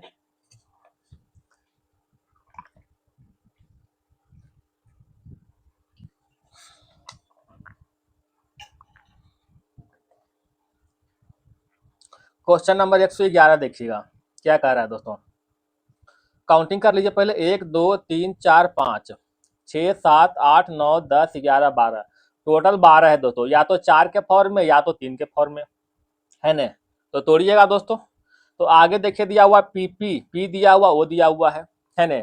तो क्या बैठाएंगे, पहले इसको हम ओ बैठा दे दोस्तों, ओ और पी। ठीक है, ओ अगर यहाँ पर हम ओ लेते हैं दोस्तों, ठीक है, अगर हम ओ लेते हैं, अगर यहाँ पर हम पी लेते हैं, तो हम देख रहे हैं दोस्तों ओ डबल ओ पी बैठ रहा है। ठीक है, तो डबल ओ पी बैठा देते हैं, डबल ओ करते हैं तो पी हो गया, डबल ओ करेंगे तो यहाँ पर पी बैठ जाएगा, बस हो गया, है ना। तो इसका राइट आंसर क्या हो जाएगा दोस्तों, ऑप्शन नंबर सी हो जाएगा। क्वेश्चन नंबर देखिए दोस्तों 112 की ओर क्या कह रहा है। कुछ कूट दिया हुआ है, भाट का कूट दिया हुआ है माता, ठीक है, इसी तरह सबका कूट दिया हुआ है। कहता है जेड जो है एल की परसास, परसास मतलब पत्नी के पिता की माता। ठीक है, तो देखिएगा दोस्तों, तो हम ऑप्शन नंबर हम डायरेक्ट बी पकड़ते हैं दोस्तों। देखिएगा इसका अर्थ दिया हुआ है दोस्तों, इसका अर्थ क्या दिया हुआ है बता दीजिए। इसका अर्थ दिया हुआ पत्नी, यानी अगर जे जो है पत्नी हुआ तो एल जो हो गया पति हो गया, है कि नहीं, पति पत्नी हो गया दोस्तों। एंड का अर्थ क्या दिया दोस्तों, एंड का अर्थ दिया हुआ भाई, तो इसका जो हो गया दोस्तों भाई, भाई दिया हुआ ने, हाँ भाई, भाई ब्रो, ठीक है, प्लस में। और इधर गुना का अर्थ दिया हुआ दोस्तों पिता, इसका हो गया दोस्तों पिता, फादर। तो जब इसका जब जब टी का फादर हुआ, इसका मतलब जे का भी फादर होगा, है ना। जब टी का फादर है इसका मतलब जे का भी फादर होगा, क्योंकि टी और जे क्या है, आपस में भाई बहन है। और भाट का अर्थ दिया हुआ दोस्तों माता, माता, ये माता हो गया दोस्तों, माता, है ना। तो हम देख रहे हैं दोस्तों एल का जो है, एल का पत्नी, पत्नी का जो है पिता और पिता के माता, वही तो कह रहा था प्रसास, वही बनाने। Option number B right answer. Question number देखिएगा 13 की ओर। भी ए टी को लिखते हैं 43, ए डब्ल्यू डब्ल्यू को लिखते हैं 47, तो इसका मान निकालना है। तो ये देखिए सबका कूट के जोड़ के लिखा हुआ है, भी का 22, ए का 1, टी का 20, सबका जोड़ के लिखिए 143, इसका मतलब 43 आएगा। ठीक है, इसको लिखते हैं दोस्तों जेड का 26 प्लस एच का 8, इधर यू का 21, जोड़िए कितना होगा, 20 40 47, 8 कितना होगा, 7 8 15, 55, ऑप्शन नंबर बी हो जाएगा, है ना। क्वेश्चन नंबर देखिए दोस्तों 14 के बाद आते हैं 15 की ओर। क्या किया गया है यहाँ पर, हम देख रहे हैं दोस्तों 9 को 3 से गुना किया गया है, गुना में 3 हो गया, ठीक है। और इधर 27 को जो है इसमें 4 जोड़ा गया है दोस्तों, 4 जोड़ा गया है। आपको थोड़ा सा पहले मिटा दें, अच्छा रहेगा, है, एक सेकंड दोस्तों, थोड़ा सा मिटा देते हैं ऊपर, बेहतर रहेगा आपके लिए। चलिए मिटा दिए। देखिएगा गुना में 3 किया हुआ है, प्लस में जो है 4 किया हुआ है, प्लस में 5 किया हुआ है, बस हो गया, दोनों में सेम टू सेम किया है दोस्तों। तो प्लस में 5 लास्ट वाला पकड़ते हैं दोस्तों, लास्ट वाला पकड़ते हैं, तो प्लस में 5 कहाँ किया गया दोस्तों, 28 इधर, क्या 5 है, नहीं। 38 44 में क्या 5 जोड़ा हुआ है, नहीं, गलत है। 19 5 24 प्लस 5 तो है दोस्तों, अब इसको पकड़ते हैं, 5 गुना 3 15 हो गया, 15 प्लस 4 19 हो गया, बिल्कुल सही, ऑप्शन नंबर डी हो जाएगा। क्वेश्चन नंबर देखिए दोस्तों 115 की ओर चलते हैं, लोकेशन दिया हुआ है, देखिए दोस्तों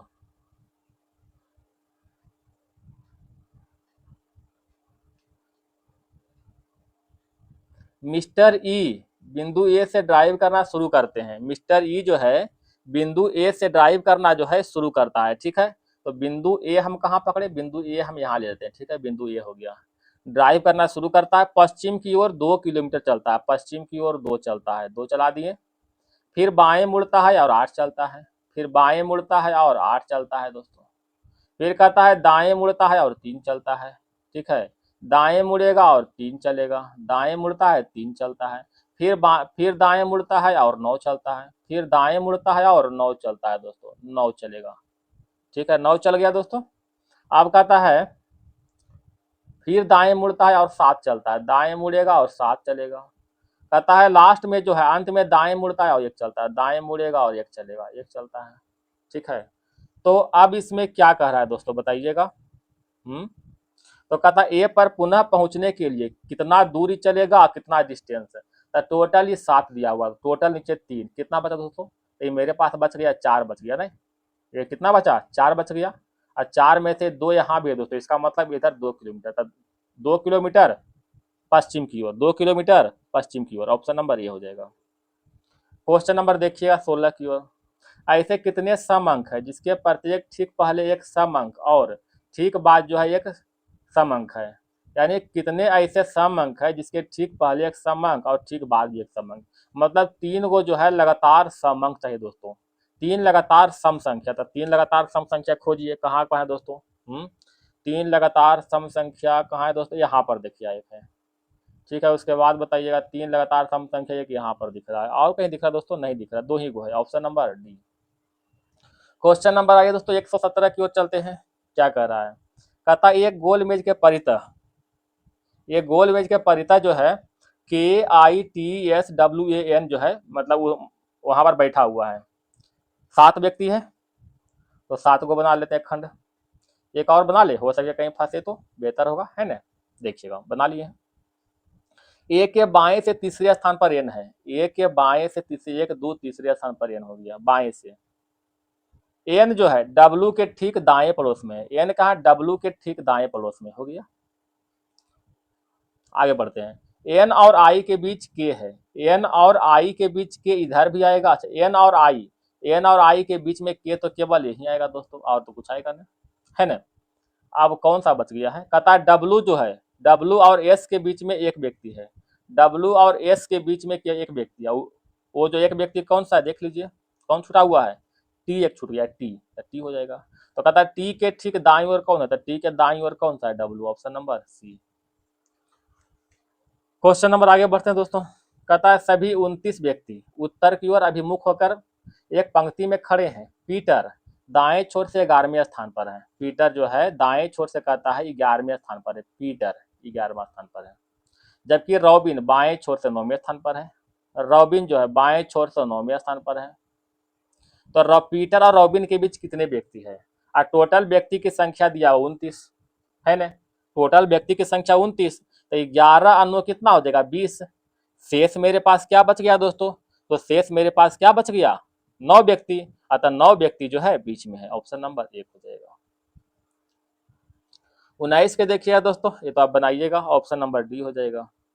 20 को देखिए दोस्तों, कहता है टेबल्स दिया हुआ है ना, प्रत्येक एक TABLES, प्रत्येक एक इमारत के 6 अलग अलग तलों पर है, इमारत के सबसे नीचे वाले तल क्रमांक 1 है और सबसे ऊपर 6 है। तो देखते हैं दोस्तों 6 5 4 3 2 1, 6 5 4 3 2 और 1, ठीक है 2 हम लिए दोस्तों। कहता है इसमें क्या चीज, टी जो है तल क्रमांक 4 पर है, टी 4 पर टी रहता है, टी और एल के बीच 2 व्यक्ति है, तो ऊपर तो कभी 2 व्यक्ति नहीं होगा, जब भी होगा तो नीचे होगा 2 व्यक्ति, तो टी और एल के बीच 2 व्यक्ति हो गया। टी और ए के बीच बी रहता है, टी और ए के बीच बी रहता है। कहता है टी, ई जो है टी के ठीक नीचे रहता है, ई जो है, ई कहाँ है दोस्तों, टी के ठीक नीचे रहता है, टी के ठीक नीचे रहता है, तो टी के ठीक नीचे तो कहीं दिया हुआ दोस्तों, अच्छा कहीं ऊपर गलती की है। कहता है टी और ए के बीच में बी रहता है, यहाँ पर थोड़ा सा मिसप्रिंट किया दोस्तों, टी और ए के बीच में बी तो रहता है लेकिन यहाँ नहीं रहेगा, टी और ए के बीच में बी रहेगा, यहाँ पर रहेगा, ठीक है। अब हुआ, अब क्या टी जो है, कहता ई जो है टी के ठीक नीचे, तो टी के ठीक नीचे ई हो जाएगा। अब शेष कौन बच गया देख लीजिए दोस्तों, एस बच गया नहीं, तो एस बच गया। तो कहता है 2 पर कौन है, तो 2 पर कौन है दोस्तों, एस ही है, ऑप्शन नंबर बी हो जाएगा। क्वेश्चन नंबर देखिए दोस्तों, आगे बढ़ते हैं। 131। डिनर सेट पर 15% छूट मिलता है, इतना बेचते हैं, तो अंकित मूल्य निकल जाएगा आप लोग से, है ना। इसको हल कीजिएगा।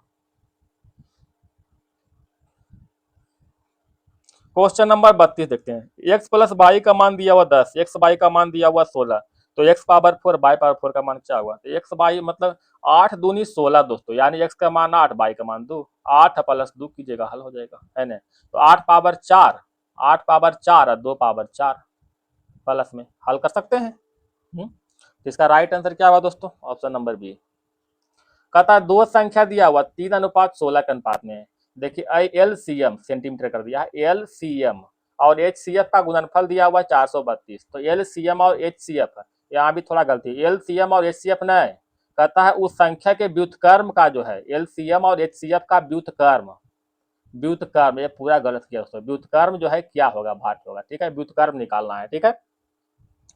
तो आशा करते हैं इसको हल कर लीजिएगा। देखिएगा दोस्तों, अगर इसको हम 3x मानते हैं, इसको 16x मानते हैं, ठीक है, तो क्या होगा बताइएगा। इन दोनों का जो है LCM कितना हो जाएगा बताइए। इन दोनों का LCM हो जाएगा 16 48x हो जाएगा, और इन दोनों का HCF निकाले बोलेंगे तो x हो जाएगा, यानी 48x अगुना में x बराबर में कितना होगा 432, 432 है, 432 हो जाएगा, है कि नहीं।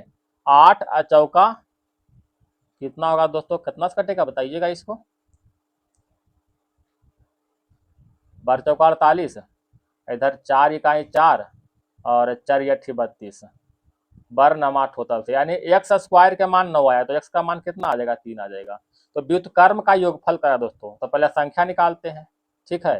तो व्युत्क्रम कितना हो जाएगा, इन दोनों का व्युत्क्रम क्या होगा 1/48x अब प्लस में 1/x हो जाएगा, है कि नहीं। योगफल कहता है दोस्तों, कितना होगा बता दीजिए। 48x बराबर में कितना हो जाएगा, इधर 48 और प्लस में 1 हो जाएगा दोस्तों 49, यानी 49 बटा में 48x हो जाएगा। यहाँ पर एक गलती से लिखा है दोस्तों, इसको हाँ हो गया अब, क्योंकि आप लोग कहिए कि सर क्या क्या लिखते हैं। अब x का मान रखने आता है, अब यहाँ x के मान धर दीजिए, यहाँ पर x यानी 49 अगुना 48 अगुना x के मान कितना 3, 8 या 24 देखिए, यानी लास्ट में 4, ऑप्शन नंबर डी हो जाएगा, ठीक है। क्वेश्चन नंबर देखिए दोस्तों 134, माध्यिका निकालना। माध्यिका मतलब होता है कि मध्य वाला, ठीक है, माध्यिका मतलब मध्य वाला। जैसे मानते हैं 1 2 3 4 सॉरी 4 3 5 1 2 करते हैं, ठीक है। आप कहता है इसका माध्यिका नहीं, तो इसका मध्य में कौन आएगा, तो पहले इसको सीरियल बाई कर लीजिएगा, ठीक है। तो पहला में 1 आएगा, फिर 2 फिर 3, तो इसका बीच में कौन तीसरा अंक होगा, तो तीसरा अंक 3 हो जाएगा, है कि नहीं। तो बीच वाला निकालना है केवल, ठीक है। काउंटिंग करते हैं 1 2 3 4 5 6 7 8 9 10 11 गो है, मतलब हमें निकालना है छठा अंक, हमें निकालना है छठा अंक, ठीक है। तो या तो आपको मन है दोस्तों, तो इसको जो है आरोही क्रम में लिख दिया करें, ठीक है, क्रम वाइज, या तो फिर क्रम वाइज छठा काउंटिंग कर ले, दो में से एक काम, या तो क्रम वाइज आरोही क्रम में पूरा लिखें और नहीं तो क्रम वाइज छठा काउंटिंग करें। हम छठा काउंटिंग करने वाले हैं।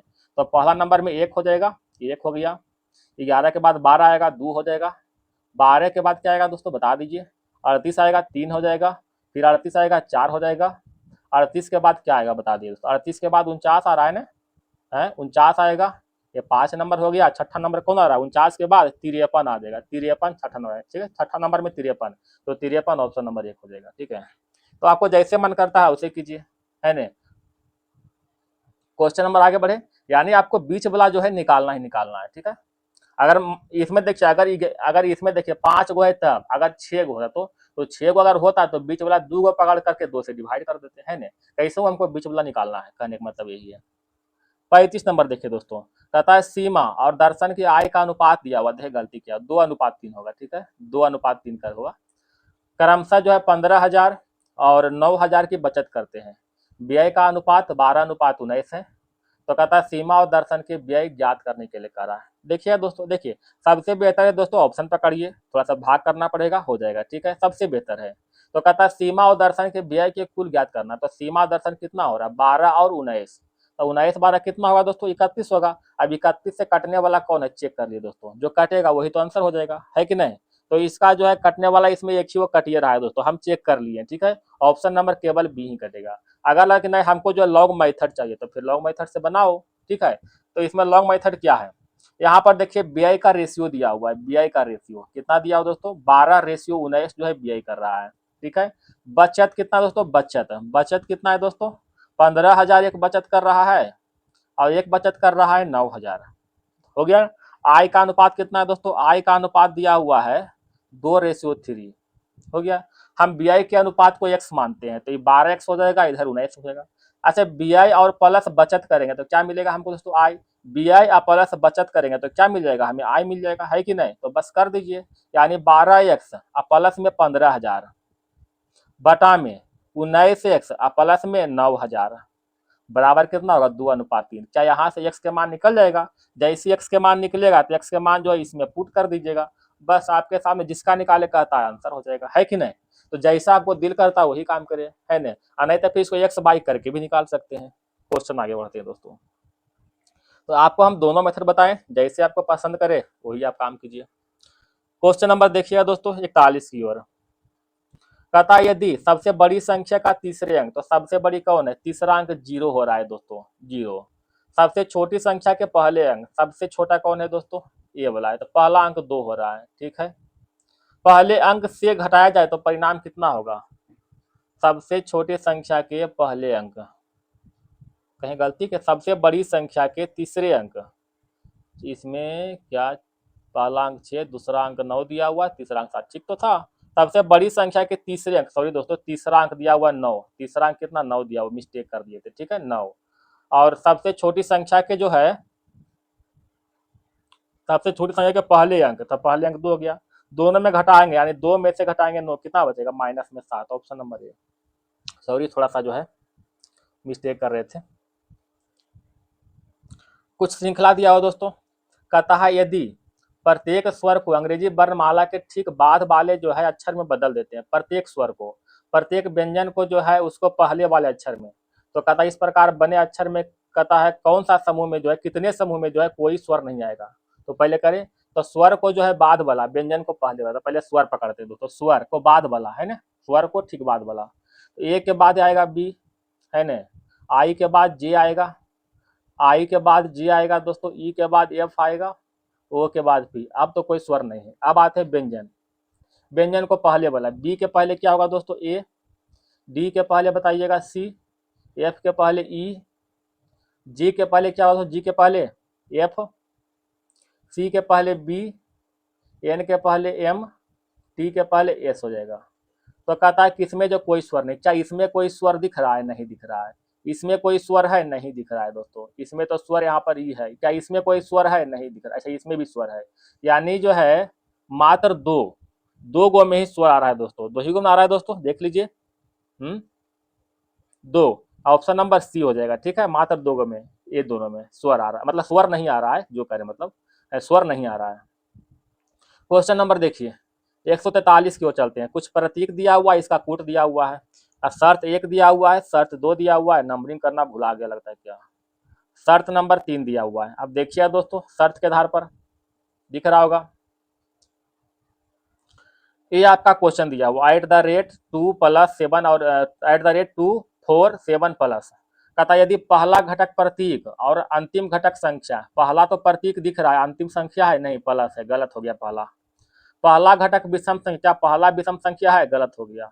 यदि दूसरा और तीसरा घटक पूर्ण वर्ग हो, दूसरा और तीसरा पूर्ण वर्ग है, दूसरा पूर्ण वर्ग है पहले, नहीं, ये भी गलत हो गया। तो जब सब गलत हो गया दोस्तों, तो जो लिखा हुआ उसका बस लिख दे छाप करके, ठीक है। तो @ का लिखा हुआ एफ, तो @ का एफ क्या हो जाएगा? @ का एफ हो जाएगा, ठीक है। @ का एफ हो गया नहीं। इधर प्लस का क्या लिखा हुआ? प्लस का देखिए, प्लस का आर लिखा हुआ, प्लस का आर लेते हैं, तो आगे एफ और लास्ट में आर, आगे एफ और लास्ट में आर, और कहीं आई एफ और आर, 2 गो बच गए दोस्तों। अच्छा, एक आप पकड़ना पड़ेगा, 2 का देखे, 2 का टी, 2 का टी, तो एफ टी आर है, एफ टी इधर आर, एफ बी है दोस्तों, कट गया। ऑप्शन नंबर ये हो जाएगा, है ना। क्वेश्चन नंबर देखिएगा दोस्तों 144 की ओर चलते हैं। देखो BAL किया हुआ दोस्तों, ठीक है, BAL, थोड़ा सा इसको लिखते हैं, BAIL, इसको लिखा गया दोस्तों ALIB, ठीक है। उसके बाद लिखा गया LIA और B, देखिएगा BAIL, यहाँ पर देखिए B और A किया गया है, फिर I और L किया गया है। अब ऑप्शन पकड़िए, ठीक है, एक में ऑप्शन पकड़िए पहले, क्या देखिए LEAN, क्या LE है यहाँ पर? नहीं है, कट गया पहला। BOLD, BO तो है दोस्तों, LD भी है ना, ये मिल रहा है दोस्तों, है ना, BOLD में। आगे पकड़ते हैं तो फिर BAIL है दोस्तों, देखिए BAIL यानी अंतिम से सीरियल बाइज कर दिया है, तो BOLD बिल्कुल हो रहा है दोस्तों, option number B. Question number देखिए 45 की ओर, ऑप्शन बाइज देखना, तो इसमें देखिए ए भाग गया अपने से, देखिए दोस्तों कहता AIP और MRV, ठीक है, इसको जो है बैठाना है। इसको पहले हम ऑप्शन नंबर सी पकड़ते हैं दोस्तों, ठीक है, ऑप्शन नंबर सी और डी दोनों पकड़ेंगे, ध्यान लीजिएगा। AIP क्या दिया, ELR एक हम और लिखते हैं, WFN दो पकड़ते हैं। आगे का था MRV QUX, ये दोनों तो एक ही है दोस्तों, QUX नीचे भी दिया हुआ सेम, तो नीचे लिखे या नहीं, कोई दिक्कत से नहीं, ठीक है। देखिएगा, एक अब प्लस में 4 करते हैं तो 5 आता है, 9 अब प्लस में 3 करते हैं तो 12 आता है, 16 प्लस में 2 करते हैं तो 18 आता है, ठीक है, समझ गया दोस्तों। 13 अब प्लस में 4 करते हैं 17 आता है, 18 इधर कितना होगा दोस्तों, 13 4 17, इधर कितना होगा, 18 प्लस में 3 करेंगे तो 21 होगा, इधर कितना होगा दोस्तों, प्लस में 2। देखिए 4 3 2 प्लस में बैठ रहा है, इसमें भी अब सही बैठ रहा है दोस्तों, देखिएगा W में अगर जो है WXYZ अगर 4 जोड़ते हैं तो कितना A आ रहा है, F में अगर 3 जोड़ते हैं, F में अगर 3 जोड़ते हैं तो 9 आता है, 14 में अगर 2 जोड़ते हैं तब 16 आता है, समझ गए दोस्तों, हैं इस तरह, यानी कहने का मतलब सी और डी दोनों इसमें सही बैठ रहा है, लेकिन इसका आंसर दे रहा है दोस्तों, जो दे रहा है आपको हम बता देते हैं, ठीक है, इसका आंसर दे रहा है ऑप्शन नंबर डी, लेकिन सी और डी दोनों हो रहा है इसका, ठीक है। अब देख लीजिएगा अपने हिसाब से। क्वेश्चन नंबर 46, ए स्टार का अपोजिट क्या हो जाएगा, देख लीजिए, हज का अपोजिट इधर, तो स्टार का अपोजिट। क्वेश्चन नंबर 47 देखते हो, तो BAKE को लिखते हैं 2 4 9 6, केक को लिखते हैं इतना, तो कहता है बी को क्या लिखेंगे। देखिए यहाँ पर बी जो है सिंगल में है, बाकी AKAE दोनों में मिलेगा AKAE, तो जो दोनों मिल रहा है पहले काट छाट दें, क्या मिला, 4 मिलेगा दोस्तों, 4 मिल रहा है, 9 मिल रहा है, 9 मिल रहा है, 6 मिल रहा है दोस्तों, नहीं 2 मिल रहा है, हैं कुछ तो मिलेगा, 6 मिल रहा है, 6 भी मिल रहा है, क्या बच गया दोस्तों, बी का अर्थ क्या बच गया मेरे पास, 2 बच गया, ऑप्शन नंबर ए जो बच गया आंसर हो गया। NGPZ को लिखते हैं दोस्तों JCLV, ठीक है, तो कहता है XDLM को इतना लिखते हैं, RUKV को क्या लिखेंगे, तो लिख दीजिए इसको NG जगह नहीं, सीधे का ऊपर जगह है दोस्तों, इतना करने से क्या फायदा मिलेगा हमको। देखिए यहाँ पर माइनस में 4 हो रहा है ना, यहाँ भी देखिए माइनस में 4 हो रहा है दोस्तों, आगे भी माइनस में 4, सब में माइनस 4 हो रहा है दोस्तों, यहाँ भी -4 कर दीजिएगा, इसमें घटाएंगे 4 तो क्या बचेगा 14 यानी N, इसमें घटाएंगे 4 तो कितना बचेगा दोस्तों 17 होगा ना, 17 यानी Q हो जाएगा, NQ कहाँ है दोस्तों, NQ एक को है ऑप्शन नंबर डी, ठीक है। कितने त्रिभुज है, देखिए कितने त्रिभुज है दोस्तों, एक त्रिभुज, 2 त्रिभुज, इधर में 3 त्रिभुज, इधर 4 होगा, इधर 5 होगा, इसमें हो गया 5 त्रिभुज हो गया। आगे देखते हैं 6 1 हो गया, 2 3 इधर में 4 4 हो गया, है ना, और कुछ हो रहा है दोस्तों, इधर नहीं हो रहा है, इधर देखते हैं दोस्तों, इधर 1 हो गया, 2 3 4 इधर 5, इधर में 6 हो गया, प्लस में 6, और कुछ बच रहा है दोस्तों, कोई त्रिभुज लग रहा है आपको, 6 4 10 5 15, 15 तो कोई ऑप्शन में भी नहीं है, कहीं का त्रिभुज छूटा होगा दोस्तों, कहाँ छूटा है देख लीजिए ना, कहीं का मतलब कहीं छूटा होगा दोस्तों एक त्रिभुज, ठीक है, हाँ एक देखिए यहाँ छूटा हुआ है, देखिए इसको थोड़ा ध्यान देख लीजिए पहले, फिर मिटाते हैं इसको, हमें इसको देखिए मिटाते हैं, एक त्रिभुज देखिए ये छूटा हुआ था बड़ा वाला एक, ठीक है, प्लस में 1 हो जाएगा, यानी कितना हो जाएगा 16, ऑप्शन नंबर डी, ठीक है। 50 को देखते हैं दोस्तों, 50 में देखिए 2000 दिया हुआ, मान लेते हैं कि हम 2001 लेते हैं दोस्तों, ठीक है, अगर 2001 से 2002 में जाते हैं, 2002 से 2000 अगर 3 में जाते हैं, और 3 से अगर जो है 2003 से अगर 4 में आते हैं, ठीक है, 1 से 2 में जाएंगे दोस्तों तो और नंबर जो होगा 1 होगा, ठीक है, यानी कहने का मतलब साल होता है 365 का, इसको 7 से डिवाइड कीजिएगा तो 1 मिलेगा, ठीक है, तो 2 से 3 जाएंगे तो 1 मिलेगा, जैसे 3 से 4 आएंगे तो क्या होगा 2 मिलेगा, क्यों, क्योंकि 2004 जो लीप ईयर है, लीप ईयर 366 का होता है, रिमाइंडर 2 बचेगा, समझ गए, तो ये चीज याद रखिएगा, ठीक है। तो अब जो आगे बढ़ते हैं, 18 अगस्त से 21 अगस्त कितना होगा, 3 दिन होगा, तो 3 अब प्लस में 2000 से 2001 में आते हैं तो 1 बढ़ेगा, 1 से 2 में आएंगे 1 बढ़ेगा, 2 से 3 1 बढ़ेगा, 3 से जैसे ही 4 में आते हैं 2 बढ़ जाएगा, और 4 से एक लास्ट 5 में आते हैं 1 बढ़ेगा, 5 तक है ना। बस 7 से इसको डिवाइड कर दिए, जो रिमाइंडर बचेगा लिखिए। तो 3 1 4 1 5 और 2 7, अब मेरे पास बचेगा कितना, 1 और 1 2 बच गया। बस शुक्र में प्लस 2 जोड़े आता है, जोड़ दीजिए। शनिवार और इतवार, ऑप्शन नंबर ए। तो क्वेश्चन तो समाप्त हो गया है दोस्तों, है ना।